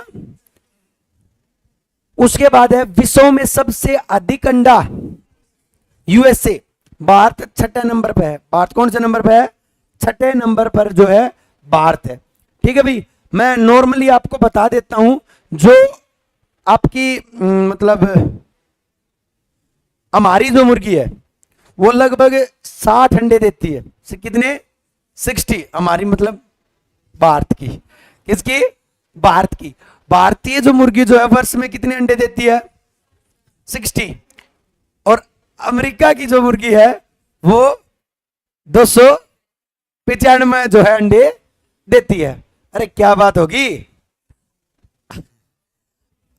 चलो भाई, आंध्र प्रदेश को एशिया के अंडों की टोकरी कहा जाता है, क्योंकि भारत में सबसे ज्यादा अंडों का उत्पादन कहां होता है? आंध्र प्रदेश में होता है। और कुकुट, अंडे नहीं, अंडों का सबसे ज्यादा आंध्र प्रदेश में। लेकिन सब सर्वाधिक कुकुट कहां पर है? कुकुट का मतलब केवल मुर्गी मुर्गी नहीं है, सारे। कहां पर है भाई? ममता के पास। किसके पास है? ममता बनर्जी के पास। ठीक है, पश्चिम बंगाल में। क्लियर अभी? उसके बाद भारतीय मुर्गी कितने अंडे देती है औसतन? और अमेरिका की 295। सबसे ज्यादा अंडे कहां पर हैं? अमेरिका में। विश्व में सर्वाधिक अंडा देने वाली मुर्गी का नाम क्या? भी ये इंपॉर्टेंट है, मार्क कर लेना, क्वेश्चन पूछा जा सकता है। Right leg horn. Right leg horn जो है सर्वाधिक अंडा देने वाली मुर्गी है। अंडे का वजन कोई बता सकता है कितना होता है भाई? कितना होता है? 50। बीच में जो पोर्शन होता है जिसको हम येलो पार्ट बोलते हैं, इसको क्या बोलते हैं? इसको योक बोलते हैं। क्या बोलते हैं? योक। और जो बाहर व्हाइट पोर्शन होता है उसको क्या बोलते हैं? White egg. ठीक है, तो बीच वाला योर्क, जो बीच वाला जो होता है ना योक, इसी से जो है बच्चा बनता है। और जो व्हाइट पोर्शन होता है जिसके अंदर प्रोटीन होता है, ये प्रोटेक्शन का काम करता है, प्रोटेक्टिव लेयर का काम करता है। ठीक है, इसी में से बच्चा बनेगा, बीच वाले येलो पार्ट में से। ठीक है, तो देख लो, इसमें सफेद जिसमें प्रोटीन पाया जाता है, जिसमें क्या पाया जाता है? प्रोटीन। लगभग 32% प्रोटीन पाया जाता है। वैसे में देखो, मैं सिंपल बता देता हूं, एक एग के अंदर 6 ग्राम प्रोटीन पाया जाता है। कितना ग्राम? 6 ग्राम जो है प्रोटीन पाया जाता है, व्हाइट पोर्शन में ओनली। इसमें नहीं, इसमें फैट है। इसमें क्या है? फैट। जो इसके चारों तरफ व्हाइट पोर्शन है उसमें क्या है? प्रोटीन है। तो जो योक जो होता है पीले कलर का, उसमें से 57% जो वो क्या होता है? फैट होता है। और इसी में से सूजा निकला भाई। अंडे का जो खोल जो होता है वो कैल्शियम कार्बोनेट का बना होता है। किसका बना होता है? किसका फार्मूला है? और कैल्शियम कार्बोनेट और किसका फार्मूला है? ये लाइमस्टोन, संगमरमर, पत्थर, चाक। ठीक है, इन सभी का फार्मूला होता है क्या भी? Calcium carbonate. अच्छा, कैल्शियम ऑक्जेलेट क्या होता है? हाँ, पथरी का। किसका? सबसे प्रसिद्ध है भाई रानीखेत। भाई इंपॉर्टेंट, ये तो वैसे भी आता रहता है। रानीखेत रोग क्या है पहले तो बता देता हूं। पशुओं का रोग है, पशुओं में मुर्गियों का रोग है। किसका? मुर्गी का रोग है रानीखेत। रानीखेत जब फैलन है, जब पूरी के पूरे पोल्ट्री फार्म खाली हो जाए। रानीखेत जो रोग है वो किसका है? वायरस की वजह से होता है। किससे होता है? वायरस से। बर्ड फ्लू किससे होता है? वायरस से। वायरस का नाम बताओ। H1 और स्वाइन फ्लू H1N5। तो बर्ड फ्लू किससे फैलता है? ठीक है, वायरस से। उसके बाद पुलोरम बैक्टीरिया से। और कुकुट मुर्गी के जो है प्रमुख रोग हैं। मेनली आपको याद रखना रानीखेत। पुलोरम भी आप याद कर सकते हो, नया है, आपसे पूछा जा सकता है। अच्छा बेटा, जो आप अंडे लेके आते हो उनमें फार्मों में तैयार होते हैं, उनको हम क्या बोलते हैं? बॉयलर। जो मुंह वो लाते हैं हम, ये मुर्गी लाते हो जो, तुम तो नहीं लाते होगे। जो नॉनवेज लोग हैं वो मुर्गी लेके आते हैं खाने के लिए। वो कैसी मुर्गी होती है? बॉयलर होती है। और उन बॉयलर एग भी उनके बॉयलर ही होते हैं। तो मांस के लिए जो मुर्गी की नस्ल होती है उसको हम क्या बोलते हैं? क्या बोलते हैं भाई? बॉयलर बोलते हैं। और अंडे के लिए मुर्गी की नस्ल जो होती है उसको हम क्या बोलते हैं? लेयर बोलते हैं। अरे कहाँ गया, इसको थोड़ा ऊपर कर लें पहले, पीछे रह गया क्या? ये लो भी, बॉयलर, बॉयलर नहीं ब्रॉयलर, क्या? ब्रॉयलर। और लेयर, अंडों वाली मुर्गी को, मांस वाली को ब्रॉयलर। NaCl की कमी से पोल्ट्री में नरभक्षण देखने को मिलता है भाई, ये इंपॉर्टेंट है भाई। एक दूसरे से मुर्गे लड़न लाग जा, लड़ लड़ के एक दूसरे ने मारते हैं। किसकी कमी है? मुर्गों में NaCl की कमी से, नमक की कमी से जो है आपको क्या देखने को मिलता है? नरभक्षण, एक दूसरे में जो है लड़के जो है मरण की जो चीज जो है वो देखने को हमें मिलती है मुर्गियों के अंदर। चलिएगा, उसके बाद है भाई आपका ऊंट। क्या है? ऊंट।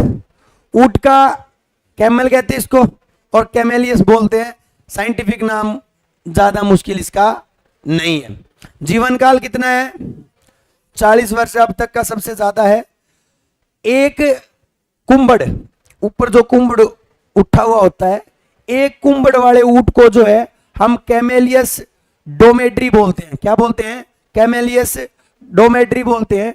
और जिसके 2 कुंबड़ होते हैं उसको हम कैमेलियस बैक्टीरियस बोलते हैं। क्या बोलते हैं भाई? कैमेलियस बैक्टीरियस बोलते हैं। क्लियर भाई?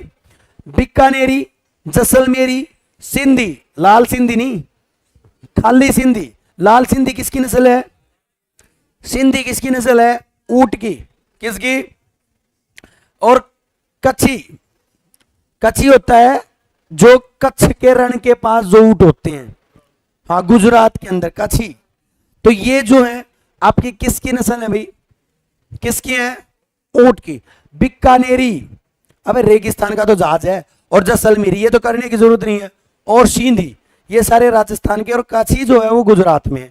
मेनली रेगिस्तान का एरिया गुजरात और राजस्थान में ही पड़ता है। पड़ता है नहीं पड़ता है? ठीक है, तो इनको जो है आपको याद रखना है। ऊंट को रेगिस्तान का जहाज बोला जाता है, ये तो सभी को पता है। कुंबड़ में भोजन यानी कि वसा का संग्रहण करता ऊंट। ऊपर जो कुंबड़ होता है ना, उसमें फूड और फैट का जो है क्या करता है? स्टोरेज जो है ऊंट करता है। 50 लीटर पानी एक साथ पी सकता है भाई, ये क्वेश्चन आपके ईवीएस में भी पूछा जाता है। ऊंट एक बार में कितना पानी पी सकता है? 50 लीटर। 14 दिन बिना पानी पिए रह सकता। क्यों रह सकता भी कोई बता सकता है? क्योंकि उसके एक तो वो यूरिन कम रिलीज करता है, एक उसके स्वेट नहीं आता, पसीना नहीं आता। ठीक है, तो पानी निकलेगा कहां से? और प्लस वो आप उसका जो कुंबड़ जो होता है उसमें भी जो होता है क्या कर लेता है? स्टोर कर लेता है। उसके बाद 3.5 लीटर दूध देता है, लेकिन घी और दही नहीं बनती। कोई बता सकता क्यों नहीं बनती? 1.5 लीटर दूध दे है, क्यों ना लगे? पूछना ही मैं ये चाह रहा हूं, क्यों नहीं लगता भाई? इसके अंदर बैक्टीरियल एक्टिविटी बहुत ज्यादा होती है, बैक्टीरिया बहुत ज्यादा होती है और बहुत जल्दी खराब हो जाता है। 1 घंटे बाद खराब हो जाता है। और दूध को जमने के लिए भी 4-5 घंटे तो चाहिए। उसके बाद देखो 20 से 25 किलोमीटर पर आवर की रफ्तार से दौड़ सकता है। ये स्थिर तापी प्राणी है, यानी कि वार्म ब्लडेड। जानते हो वार्म ब्लडेड? अरे दो एनिमल होते हैं, एक होते वार्म ब्लडेड, एक होते कोल्ड ब्लडेड। हम कैसे हैं? यानी कि हम टेम्परेचर को फिक्स रखते हैं 37 डिग्री का, मतलब 37, कभी चेंज नहीं करते, चाहे सर्दी आए चाहे गर्मी आए। अब टेम्परेचर ज्यादा है, मान के चलो 45, तो क्या हम 45 नहीं करेंगे, 37 ही रखेंगे। हम एसी चला लेंगे, कूलर चला लेंगे। सर्दी आएंगी तो टेम्परेचर 20 हो जाएगा, तो भी हम 37 ही रखेंगे, कंबल ओढ़ लेंगे। लेकिन कुछ एनिमल ऐसे होते हैं जो टेम्परेचर के अकॉर्डिंग बॉडी टेम्परेचर को चेंज कर लेते हैं। मान के चलो सर्दी आई, उनको कुछ मतलब और डनाडन की जरूरत कौन फिर? ठीक है, हाँ सर्दी आई 20 डिग्री सेल्सियस होया टेम्परेचर, खुद का भी 20 कर लेंगे। गर्मी आई 50 होया, खुद का भी 50 कर लेंगे। तो ये वार्म ब्लडेड है। कहीं आप ये सोचो कि रेगिस्तान में रहे हैं तो ये कोल्ड ब्लडेड होंगे और अपने टेम्परेचर को चेंज करते होंगे, नहीं, ये टेम्परेचर को चेंज नहीं करते। ये डाउट रहता बहुत बड़ा कि ऊंट जो होता है वो कोल्ड ब्लडेड होता है, वो अपने टेम्परेचर को चेंज कर लेता है, नहीं करता, स्थिर रखता है, ठीक है, फिर भी सरवाइव करता है। राष्ट्रीय ऊंट अनुसंधान केंद्र कहां पर मिलेगा ये तो पता होना चाहिए, राजस्थान में ही मिलना चाहिए था। ऊंट का मौसमी प्रजनन मुस्त कहलाता है, क्या कहलाता है अभी, मुस्त कहलाता है। 4 से 5 वर्ष की आयु में जो है पहला जो प्रजनन, पहली बार जो है ये बच्चे को जन्म देता है और उसको हम क्या बोलते हैं, मुस्त बोलते हैं। क्लियर है, ये मुस्त को भी मैंने स्टार कर रखा है, इंपॉर्टेंट है, पूछा जा सकता है। उसके बाद अभी आपका मधुमक्खी पालन, ये पशुपालन खत्म हो गया, ये लास्ट है। मधुमक्खी एपीकल्चर कहते हैं। शहद और मोम प्राप्त करने के लिए किया जाता है, एकमात्र ऐसा कि जिसका उत्पादन को मनुष्य खाता है। क्या करता है, अब आप कहोगे सर उत्पादन को खाता है, पॉइंट नोट कीजिएगा, इंपॉर्टेंट है ये, एकमात्र ऐसा जिसके उत्पादन को मनुष्य खाता है, जो वो बनाते हैं। आप कहोगे सर हम तो मीट भी खाओ, तो मीट वो बनाते नहीं है, जबरदस्ती खाते हो, समझ रहे हो, हाँ, वो एग देते हैं, उनको जबरदस्ती खाते हो, लेकिन यहां पर ये जो बनाते हैं उसको हम खाते हैं। वे पौधे जिनसे मधुमक्खी मकरंद इकट्ठा करती हैं उनको क्या बोलते हैं, बी फ्लोरा बोलते हैं। फ्लोरा, फोना और फ्लोरा तो सुने होंगे, तो यहां पर फ्लोरा जहां से मकरंद इकट्ठा करती हैं उनको हम क्या बोलते हैं, बी फ्लोरा बोलते हैं। 1 केजी शहद से 3500 कैलोरी एनर्जी मिल सकती है भाई, 1 केजी शहद से, ये क्वेश्चन आपसे पूछा जा सकता है, ठीक है। हाँ जी सर, क्या करना है, अच्छा अच्छा अच्छा, जोड़ लो जोड़ लो जोड़ लो।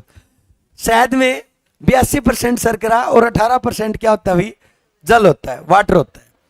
गठिया रोग के दवा के लिए एपिस्टिंचर जो होता है ना, एक केमिकल होता है जिसका नाम होता है एपिस्टिंचर, जिससे गठिया जोड़ों में जो दर्द होता है उसको ठीक करने के लिए यूज किया जाता है, वो भी मधुमक्खी के छत्ते से ही निकाला जाता है। मैं मधुमक्खी के छत्ते से क्या क्या निकाला जाता है वो बता रहा हूं।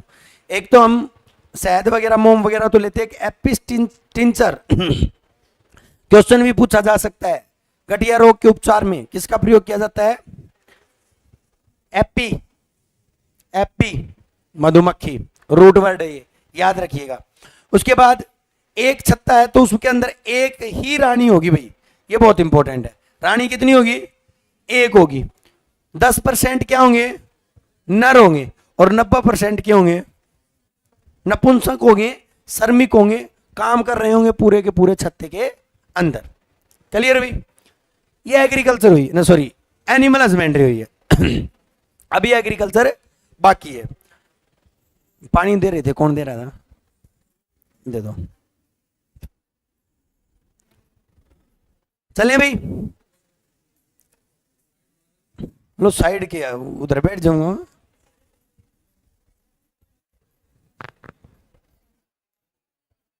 क्या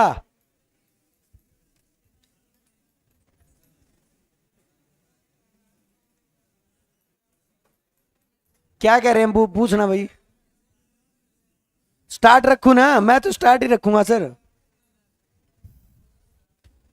कंप्लीट करेंगे, एक हो गया, एक और रहेगा, उसमें कम ही है, थोड़ा रह भी गया तो काम चल जाएगा।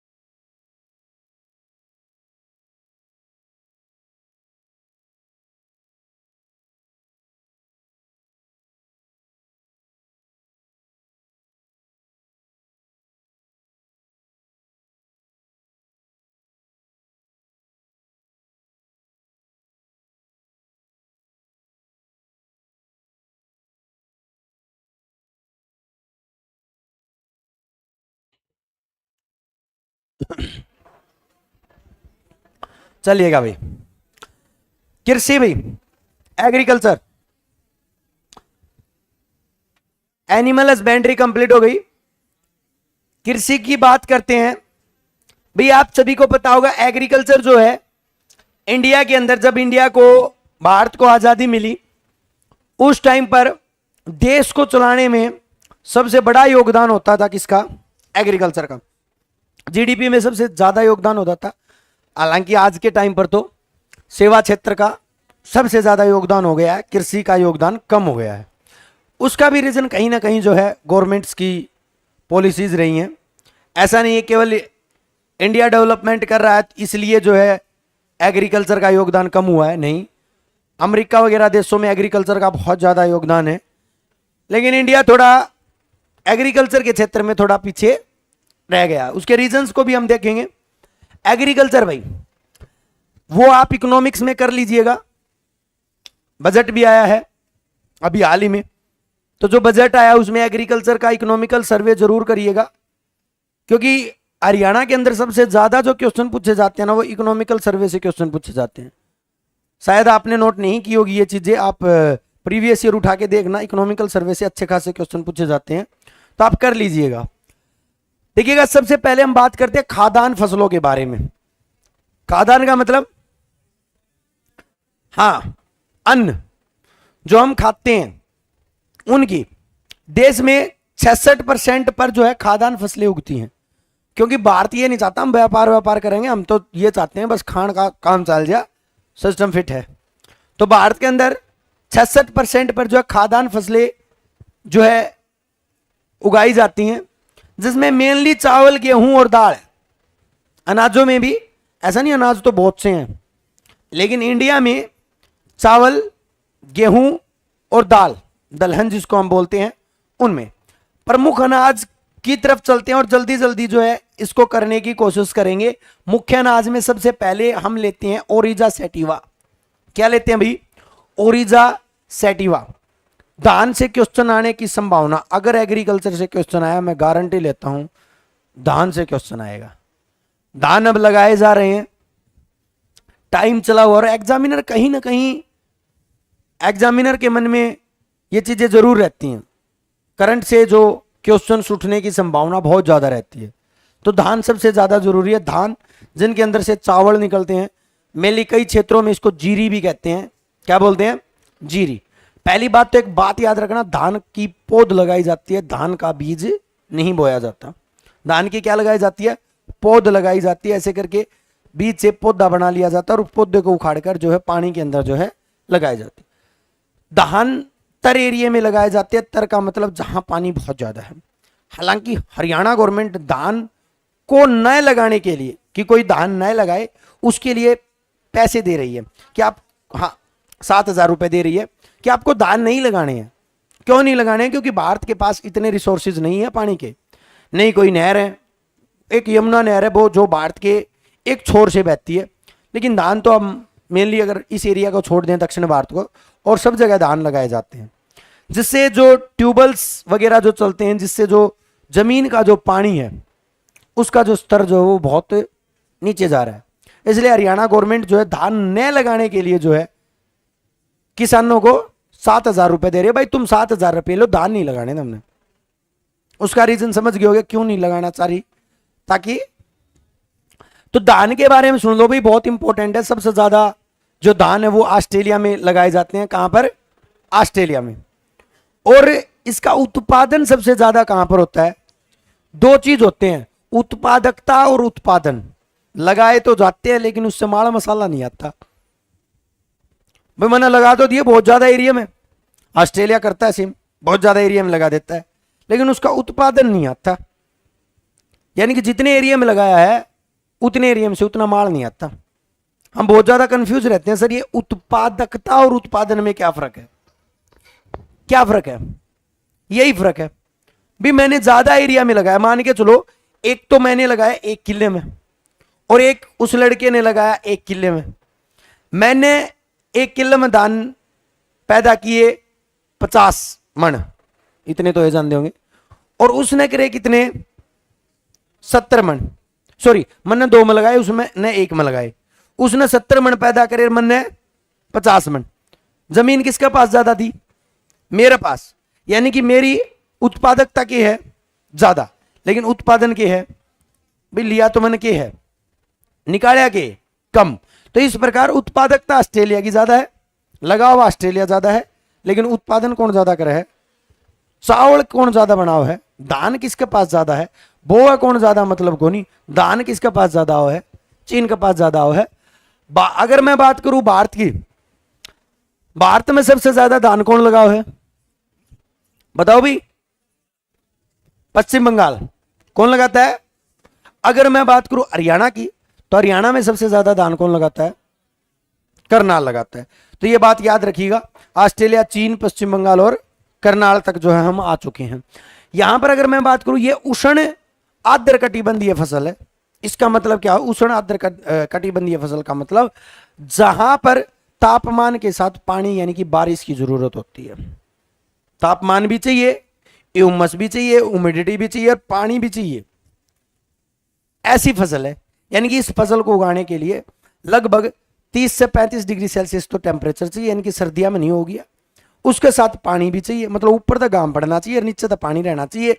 ऐसा मौसम जब होगा उस टाइम पर क्या उगेंगे भाई? धान उगेंगे। सिंपल सिंपल शब्दों में कहूं तो मैं, ठीक है। मूल स्थान कहां से ये, मतलब इसकी उपज कहां से हुई? तो दक्षिण पूर्व एशिया से जो है इसको माना जाता है कि इसकी जो शुरुआत जो है वो यहीं से हुई। तापमान 24 डिग्री सेल्सियस और जो वाटर जो है वो कितना चाहिए, पानी जो है वो कितना चाहिए, वर्षा जो है कितना चाहिए, 100 सेंटीमीटर चाहिए। कितनी चाहिए भी? 100 सेंटीमीटर। लगभग धान में पानी खड़ा रहना चाहिए, सिंपल सी बात है यार, ठीक है। और ऊपर तापमान भी चाहिए भाई, ऊपर तापमान भी चाहिए, रूम टेम्परेचर तो मेनली चाहिए।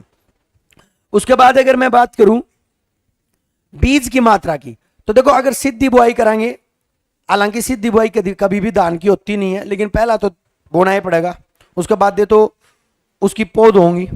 तो जब अपन सीधी बुआई करेंगे तो 75 से 100 केजी प्रति किल्ला, और अगर रोपण करेंगे तो 23 से 30 केजी प्रति किल्ला, ठीक है। ये जो है आपको धान की चाहिए। अब धान से क्वेश्चन जो आएंगे वो आएंगे भाई आपकी किस्म से। किससे भाई? तो धान की जो वैरायटी है वो सबसे इंपॉर्टेंट है भाई आपकी लुन्नी श्री भाई, बहुत इंपॉर्टेंट है भाई। भारत में क्या, करनाल में जो धान का सेंटर है उसने बनाई थी लुन्नी श्री, जिसमें पानी की तो कम जरूरत पड़े और पैदावार ज्यादा दे। सबसे इंपॉर्टेंट नस्ल है रोहिणी, भी बहुत इंपॉर्टेंट है। पुस्सा 33 अपा ले आवा यहां, इसके बारे में आपने पता है। और बासमती को तो कौन नहीं जानता, बासमती सुगंधित चावल के नाम से जाने जाते हैं। सुगंध स्मेल बहुत अच्छी आती है, किस्मत है बासमती मत है।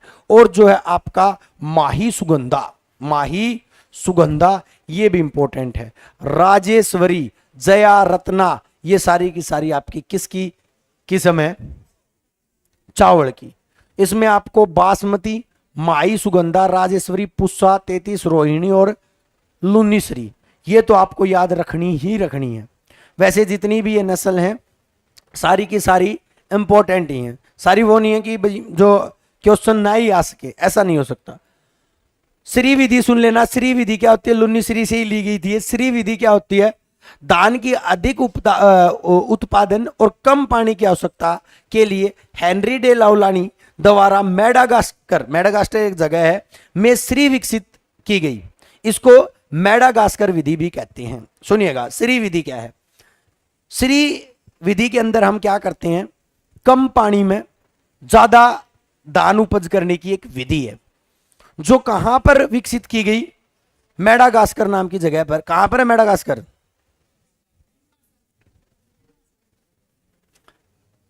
अरे हिंद महासागर तो बहुत बड़ा, हिंद महासागर में तो है ही, ठीक है। चलिएगा वो ज्योग्राफी में पढ़ लीजिएगा आप, ठीक है। जगह है भाई मेडागास्कर, भारत में नहीं है। पहला तो मैं यह बात बिल्कुल क्लियर कर दूं, कदे यहां पर तो इसको मेडागास्कर विधि कहते हैं, किसको भी? श्री विधि को। इसके कुछ डिसऑर्डर्स हैं, रोग हैं, इनको याद कर लिए। एक तो खैरा, एक टुंगरो, दोनों इंपॉर्टेंट है, बार बार क्वेश्चन पूछे जाया करे। कौन कौन सा? खैरा और टुंगरो। सबसे पहला तो धान का जो रोग है जिसका नाम है खैरा, जिंक की कमी से जो है आपके धान में क्या हो जाता है, खैरा रोग हो जाता है। क्या हो जाता है, खैरा। उसके बाद पत्ती का भूरा धब्बा, ब्राउन स्पॉट जो है, ये भी आपका किसका डिसऑर्डर है, धान का। और इसमें इंपॉर्टेंट खैरा और टुंगरो। टुंगरो किससे होता है भाई, वायरस से होता है। किससे होता है भाई, वायरस। डायरेक्ट क्वेश्चन पूछा जाता है, टुंगरो किसका डिसऑर्डर है, किस फसल का जो है एक डिसऑर्डर है, तो किसका भी, टुंगरो धान का है। और खैरा, खैरा किसका है। उसके बाद अगर मैं बात करूं, इंडोनेशिया का जो जावा द्वीप है वो धान की खेती के लिए प्रसिद्ध है। कौन सा द्वीप भाई, जावा। कहां पर पड़ता है जावा द्वीप, इंडोनेशिया म्यांमार उसके बीच में। तो वो जो है आपका जावा है, और ये जो है धान की खेती के लिए सबसे प्रसिद्ध है। और इंडिया के अंदर कृष्णा गोदावरी का जो डेल्टा है, कृष्णा और गोदावरी पेनिनसुलर की जो रिवर है, प्रायद्वीपीय भारत की जो रिवर है नीचे तमिलनाडु की तरफ आप जब जाओगे, कृष्णा और कावेरी वेस्ट टू ईस्ट बहती हैं वो, सॉरी कृष्णा और गोदावरी।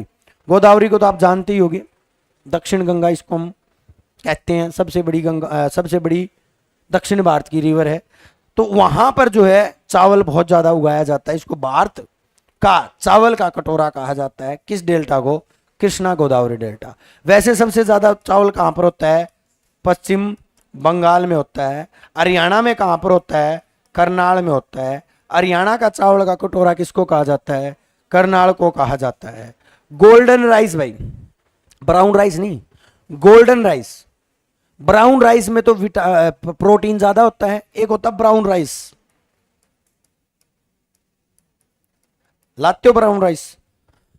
ब्राउन राइस में प्रोटीन वाला जो राइस होता है उसको ब्राउन राइस बोलते हैं। और गोल्डन राइस में क्या होता है, विटामिन ए होता है। एक गोल्डन राइस भी जो है एक किस्म है, किसकी किस्म तो क्या है, मतलब नाम से जाना जाता है इसको। ठीक है, क्लियर है। तो ये है आपका क्या भाई, आपका दान।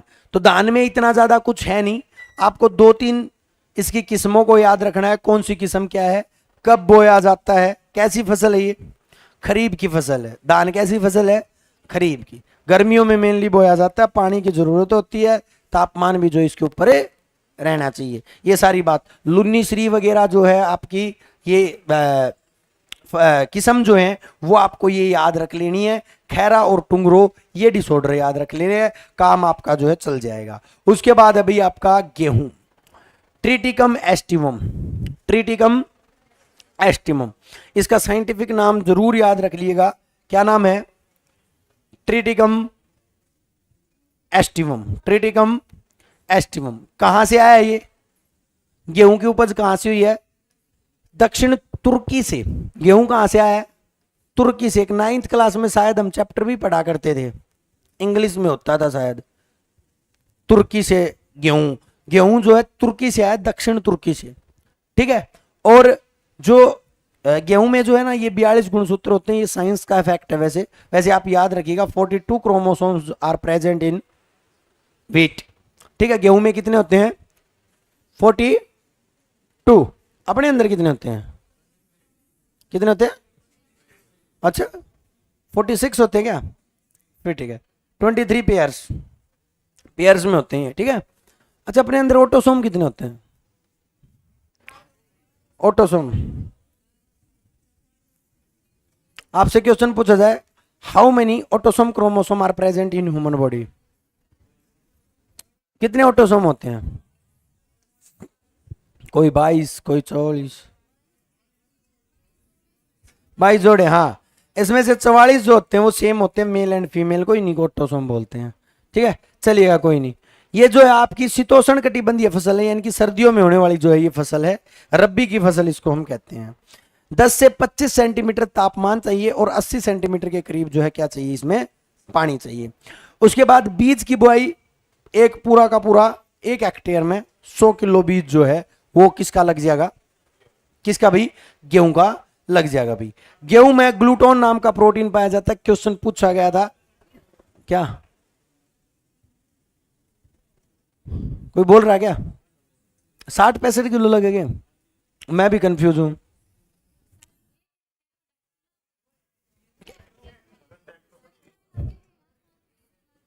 ठीक से भाई, शायद ठीक होगा, चेक कर लियो, गलत ना पाओगा शायद। गेहूं में ग्लूटोन नाम का प्रोटीन पाया जाता है। ये क्वेश्चन आपसे पूछा जा सकता है, कौन सा प्रोटीन जो है गेहूं के अंदर जो है वो पाया जाता है। हरित क्रांति, बस भाई, कब आई थी भाई हरित क्रांति? ग्रीन रिवॉल्यूशन 1966 से 68, कौन लाया था?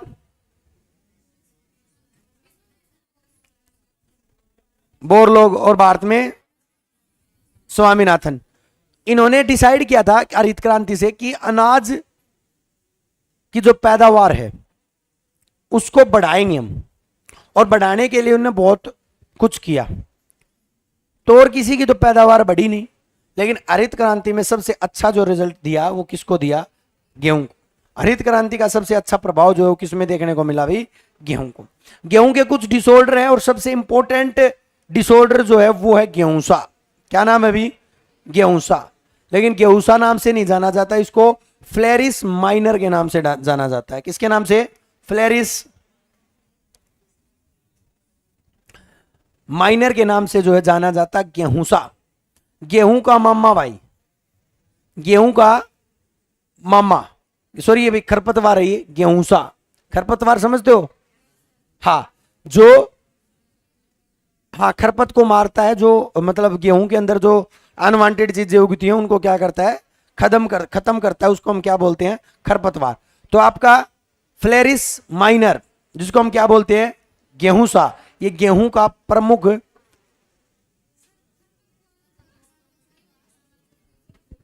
खरपतवार घास होता है क्या? एंटीसाइड नहीं होता क्या ये? अच्छा, मतलब ये खराब है, तो फिर गेहूं का मुंह मामा क्यों कहीं ने? बस वही रे,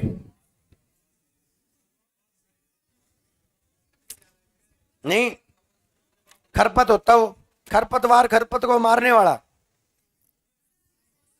पक्का? ये रहा देख, 240 इथाइल एस्टर, ये भी खरपतवार है। क्या है? नाशक है। लो भाई, ये नाशक ही है। तो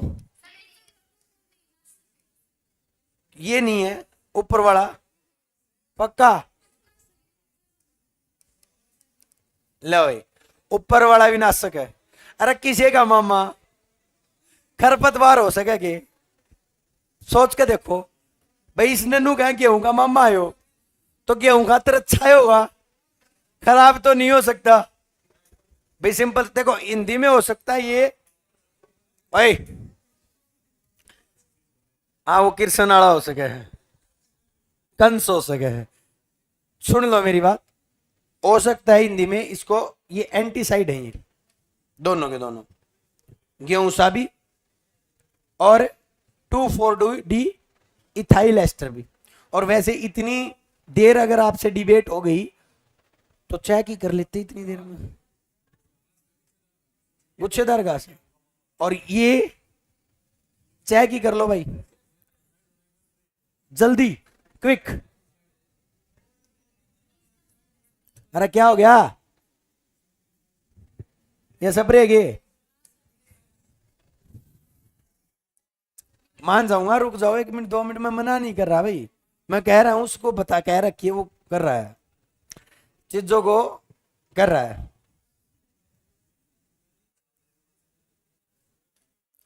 चलो भाई, ये तो घास है, ये क्या है?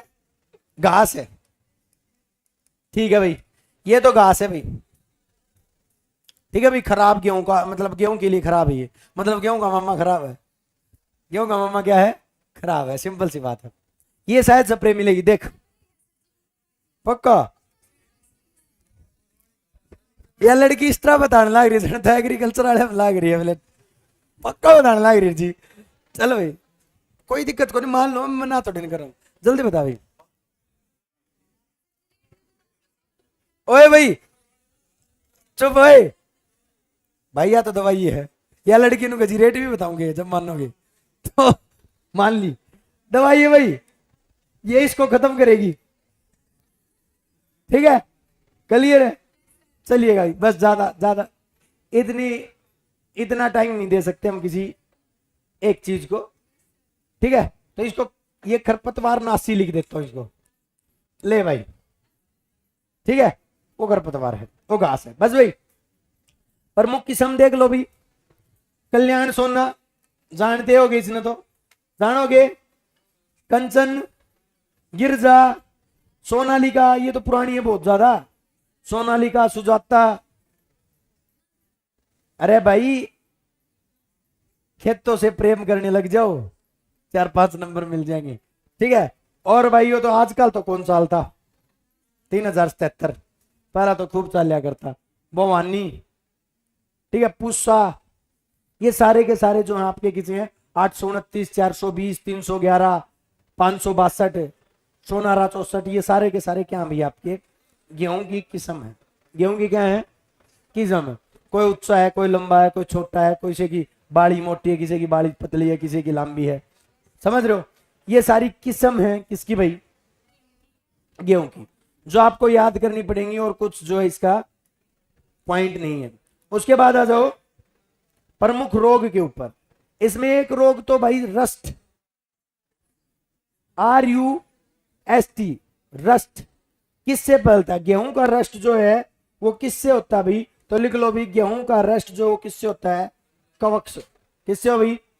और सबसे इंपॉर्टेंट भाई कर्नाल बंट। कर्नाल बंट डिसऑर्डर किससे संबंधित है? तो ये किससे है भाई? ये आपका किससे भाई? गेहूं का डिसऑर्डर है, किससे होता है? फंगी यानी कि कवक से होता है। किससे होता है भाई? फंगी यानी कि कवक से होता है। शेऊ, रेड रोट, और जो आपका रतुआ भाई, ये भी इंपॉर्टेंट है भाई। रतुआ डिसऑर्डर किसका है भाई? तो रतुआ भी जो है आपके किसका बेटा? गेहूं का है। क्लियर यहां तक? ठीक है, तो इनके डिसऑर्डर्स को आपको करना पड़ेगा। पुस्सा को थोड़ा याद रखिएगा, कहां गया? एक पुस्सा थी यहां पर, ये रही। ठीक है, पुस्सा जो है वो बेकर गेहूं की किस्म है, जिससे बिस्कुट उद्योग में जो है सबसे ज्यादा यूज किया जाता है। ठीक है, वही बात याद आ गई, स्टुकर और बिस्टुक। तो ये शब्द ही इसे बिस्कुट, बिस्कुट उद्योग में जो है, बेकरी में सबसे ज्यादा कौन सी नस्ल यूज की जाती है भाई? पुस्सा नस्ल जो है वो यूज की जाती है। उसके बाद भाई आपके पास आता मक्का। कहां से आई? मैं से मक्का, मैं से मैक्सिको। कहां से आई? दक्षिण मैक्सिको आई। ये चारा फसल है, यानी कि पशुओं को चराने के लिए मेनली। वैसे तो मक्का कुकड़ी वुकड़ी भी खाओ आप, वो अलग चीज है। ठीक है, ठीक है। और सबसे बड़ी बात, मक्का को कभी भी उगा लो भाई, रब्बी में, खरीफ में, जायद में, कद्दे भी। 3 मौसम है, तीनों मौसम में कभी भी जो इसको उगा सकते हो। मिश्रित फसल है। हाँ, क्या इसका साइंटिफिक? जीमेज, हाँ, जीन, इसमें प्रोटीन पाया जाता है। जीमेज, जीमेज, जीन, जेड, इसको याद रखने की ट्रिक थी, जेड, जीन प्रोटीन भी पाया जाता है इसमें, जीमेज। तो ये जो है तीनों मौसम में उगाया जा सकता है। सबसे अधिक स्टार्च इसी में होता है। स्टार्च यानी कि कार्बोहाइड्रेट का कॉम्प्लेक्स फॉर्म। तो स्टार्च सबसे ज्यादा किस में होता है? मक्का में होता है। ठीक है, स्टार्च, स्टार्च समझ गए होंगे ना, मक्का में होता है। ग्लूकोज, सबसे ज्यादा ग्लूकोज जो होता है ना, ग्लूकोज, ग्लूकोज को क्या कहते हैं? दूसरा नाम क्या ग्लूकोज का? ग्लूकोज का दूसरा नाम कॉर्न शुगर। कॉर्न शुगर किसे कहते हैं? Corn sugar. तो ग्लूकोज को कॉर्न शुगर बोलते हैं, कॉर्न यानी कि मक्का। ठीक है, अनाजों की रानी या फिर जियामीज, बहुत इंपॉर्टेंट है भाई। जेड जो है ना, जेड जहां पर आ जाए, ये इसी का है। जीन नाम का प्रोटीन, जियामीज साइंटिफिक नेम। ठीक है, जियामीज, अनाजों की रानी, जीन प्रोटीन, ये किसके हैं भाई? सारे के सारे, ये सारे के सारे मक्का के ही हैं। उसके बाद खाने के काम आने वाला जो मक्का जो है वो क्या कहलाता है? स्वीट कॉर्न, सबसे कच्चा, बिल्कुल शुरुआत में। ठीक है, उसके बाद थोड़ा पक गया है, जिसने भून के खाया करा पा, भून के कुकड़ी, हाँ, उसने बेबी कॉर्न कहा करे। और जो बिल्कुल पक गया है कुकर में फुला के खाया करा उसने आप स्वीट कॉर्न है। पॉपकॉर्न कहा क्या कहा पॉपकॉर्न। स्वीट कॉर्न पहला बेबी वाला बिल्कुल कच्चा, थोड़ा पक गया भुट्टे बना लो मतलब भून का खा लो, उसने कहेंगे बेबी कॉर्न। और जो बिल्कुल पक गया उसने क्या कहेंगे भाई पॉपकॉर्न। वो मूवी वगैरह देखने जाया करो जब खाया करो, ठीक है। पका हुआ जो जिसको हम फील्ड कॉर्न के नाम से जानते हैं पॉपकॉर्न कहलाता है। क्या कहलाता है भाई पॉपकॉर्न कहलाता है। इसकी प्रजाति ना है कभी नहीं आएंगी, फिर भी देख लीजिएगा हिमालय किसान विजय कामधेनु गंगा 5, ये किसकी प्रजाति है किसकी है भाई। अब आगे मिलेट्स आ जाओ कदन, मिलेट्स कदन। सबसे ज्यादा खनिज किसमें पाए जाते हैं, सबसे पहला क्वेश्चन तो यही पूछा जाता है भाई। सबसे ज्यादा मिनरल्स खनिज लवण किसमें पाए जाते हैं कदन में, मिलेट्स में। मिलेट्स कौन होते हैं बाजरा जवार जो होते हैं उनको हम बोलते हैं, ठीक है। जवार को सोरगम भी बोलते हैं। क्या बोलते हैं ये क्वेश्चन आया हुआ है, सोरगम आगे आएगा टेंशन न लो। बाजरा सबसे अधिक सूखा सह सकता है, बिल्कुल सूखम उगा दे उसने तो भी जो उग जाएगा यो बाजरा है। क्या भी बाजरा है। लगभग कितना बीज लियो ना है 4-5 तो ले ले कत्ती दन तो वो कर दिया, ठीक है 1 किलो बस भाई देना, ऑर्डर देना इसको, ठीक है। तापमान वर्षा 50 सेंटीमीटर के करीब भी अगर पानी हो गया तो भी काम चल जाएगा। तापमान अगर जो है ना 30 से 40 भी रहा तो भी काम चल जाएगा, मतलब सूखा में भी हो जाएगा और बरसात पड़ती रहेगी तो भी हो जाएगा, इसलिए इसका ना लिख रखा है। बस रे क्या बात होगी बेबी कॉर्न बोल। स्वीट कॉर्न बिल्कुल कच्चा होना,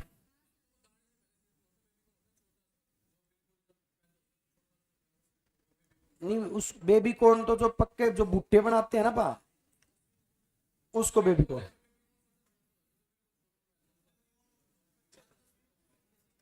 अच्छा और जिसके पॉपकॉर्न बनाओ इसका देख तू एक और बीज देख बाजरा का जल्दी देख। बस रे ये भाई देख लियो तुम थोड़े बहुत बेबी भाभी तो तुम भी देख सको, ठीक है। तो देख लियो भाई बेबी कॉर्न यो भाई नो का बेबी तो बिल्कुल छोटा हो जी तो मान लो मान। अरे 4 से 5 किलोग्राम वैसे तो ठीक है गुणों है भाई फंस गया हम। ये वो क्या ना प्रैक्टिकल का आगे थ्योरी हार जाए तो वाह बढ़ रही है। 1-1.5 कर लियो भाई एक बार बता दे यार।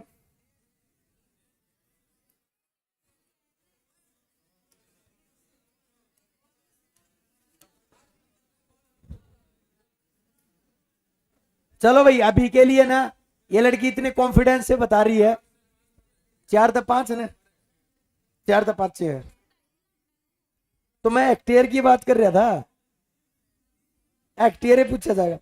बस भाई बस कोई ना बाजरे की किस्म इतनी ज्यादा ठीक है कोई आ रही है इसमें ये ले RHB 127 HHB 272 NBH 149 क्लियर है। बस इसको एक ही याद रखना खनिज लवण सबसे ज्यादा पाए जाते हैं यही क्वेश्चन आएगा और कोई क्वेश्चन नहीं आएगा। और एक सोरगम आ सकता है, जवार का दूसरा नाम क्या है सोरगम है।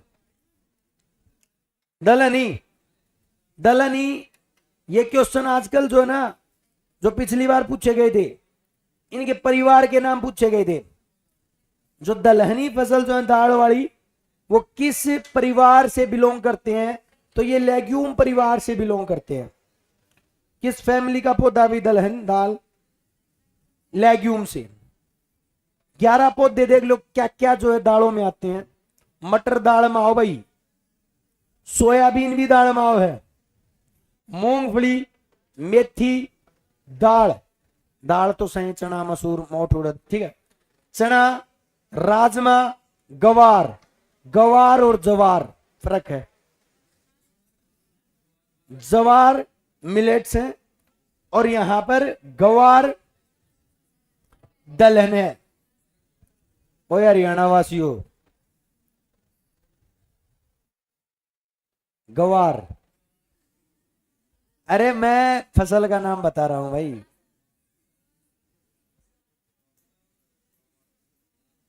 तो गवार, अल्फा, अल्फा पूछा गया क्वेश्चन, किस प्रकार की फसल है अल्फा? चारा है, वो हरा चारा है। हाँ, एकेसिया और लोबिया तीनों चारे हैं, घास फूस, ठीक है, तीनों दाल है भाई।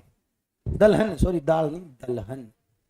दलहन के अंदर 11 पौधे आते हैं, मटर, सोयाबीन, मूंगफली। वैसे सोयाबीन और मूंगफली तिलहन भी है। ऐसी फसल जो तिलहन और दलहन दोनों है वो आपकी सोयाबीन और मूंगफली है, सोयाबीन और मूंगफली है, ठीक है। अरे ये तो बिल्कुल बेसिक अपना हरियाणा चल रहा है, फिर भी आप इसमें इंटरेस्ट नहीं ले रहे। ठीक है भाई। प्रोटीन अधिक मात्रा में दलहन में होती है, सोयाबीन में 42% होती है। उसके बाद सबसे इंपॉर्टेंट, नाइट्रोजन स्थिरीकरण करने में रोल। नाइट्रोजन स्थिरीकरण क्या होता है, कोई बताएगा? हाँ, नाइट्रोजन फिक्सेशन। जैसे हम फूड खाते हैं वैसे ही पौधों के लिए एनपीके फूड है, एन नाइट्रोजन, पी फॉस्फोरस, के पोटासियम। एनपीके फूड है और सबसे जरूरी है नाइट्रोजन। और जो प्लांट की जो जड़ होती हैं उनके अंदर राइजोइड्स होते हैं, वो नाइट्रोजन का फिक्सेशन करते हैं, यानी कि मिट्टी में से नाइट्रोजन को लेते हैं और प्लांट की ग्रोथ करवाते हैं। तो सबसे ज्यादा नाइट्रोजन का फिक्सेशन करने वाली जो फसल है वो आपकी कौन होती है? दलहन। और दलहन में भी कौन होती है? यूं ही गवार कहते हो आप इसे, ठीक है। बहुत इंपॉर्टेंट काम कर रही हैं। मिट्टी में नाइट्रोजन फिक्सेशन का काम कौन करती हैं? गवार करती है। क्लियर अभी? करें सारी हैं, करें सारी दलहन फसल हैं, बट सबसे ज्यादा की बात कर रहा हूं।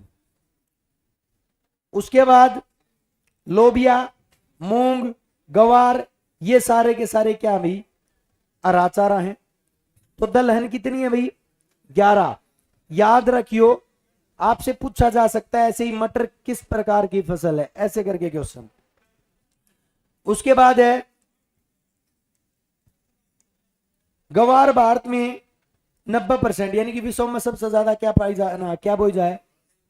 एक बार सोना तो भी ज्यादा भाव हो गया था इसका, याद है? सोने से भी ज्यादा भाव एक बार दिया था किसने? उस टाइम पर सोने का भाव होया करता ना, उस 2-3 हजार फालतू जो नया बिकी थी। कौन? हाँ, मजाक नहीं कर रहा। किसी तक किसान को सुन तो पूछ लियो। सोयाबीन में सबसे अधिक प्रोटीन होता है 43%, और सोया दूध को टोफू कहा जाता है। तेरी भी आदत गई नहीं, ठीक है। टोफू इंपॉर्टेंट है भाई। सोया दूध को क्या कहा जाता है? टोफू। सोयाबीन तिलहनी फसल भी है। दलहन अनुसंधान के अंदर कहां पर है? कानपुर में है। कुछ दालों की प्रजाति देख लेना। क्लास बहुत ज्यादा लंबी हो गई आपकी, मेरे हिसाब से बोर हो गए होगे। ज्यादा कौन हुई तुम बिना बात, मतलब हाँ बोल। इस लड़की ने कुछ मतलब सही मजा आ रहा है इसने, ठीक है। ये इसकी क्या है भाई? प्रमुख किस्म है। उसके बाद अगर मैं बात करूं तिलहन की, तो तिलहन देख लेना, खाद्यान्न वर्ग का दूसरा है, सबसे ज्यादा तिलहन ही हो है। पहले नंबर पर कौन हो है? गेहूं वगैरह वो है। मूंगफली, तोरिया, यो शायद अगर आ गया तो आप नहीं कर पाओगे। तोरिया किस प्रकार की फसल है?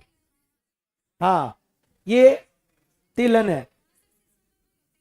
अब तू कर देगी, ये और भी बैठी हैं, ये भाई भी कई। हाँ, वो सिल्वर स्पून बेबी जितने भी हैं वो नहीं कर पाएंगे भाई, समझो इस चीजों को, इन चीजों को। सरसों, सोयाबीन, सूरजमुखी, ये कैसी हैं? उसमें देखो मूंगफली जो है रबी और खरीफ यानी कि सर्दी और गर्मी दोनों में जो है उग सकती है। सबसे ज्यादा मृदा अवरोधी फसल है भाई, इंपॉर्टेंट है भाई। इसकी जो जड़ होती है ना वो मिट्टी को बांध कर रखती है, इसलिए सबसे ज्यादा मृदा अपरदन को रोकती हैं। कौन भाई? मूंगफली। किस्म देख लो, चंद्रा, ज्योति, कौशल, चित्रा, विक्रम और तिरुपति। ठीक है। रोग, टिक्का रोग भाई सबसे इंपॉर्टेंट भाई। टिक्का रोग का संबंध किस फसल से है? मूंगफली से। किससे होता है? कवक से। सूरजमुखी, इसका के अंदर एक एसिड पाया जाता है जिसका नाम होता है लाइनोलिन। क्या होता है? ये कोलेस्ट्रॉल को कंट्रोल करता है और हार्ट डिजीज, सीएडी जिनको हम बोलते हैं, उनको कंट्रोल करने का काम करता है लाइनोलिन।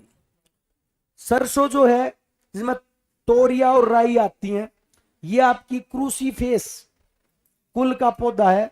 इसका भी क्रूसीफेस, ये कुल याद रख लिएगा, आजकल पूछे जाते हैं।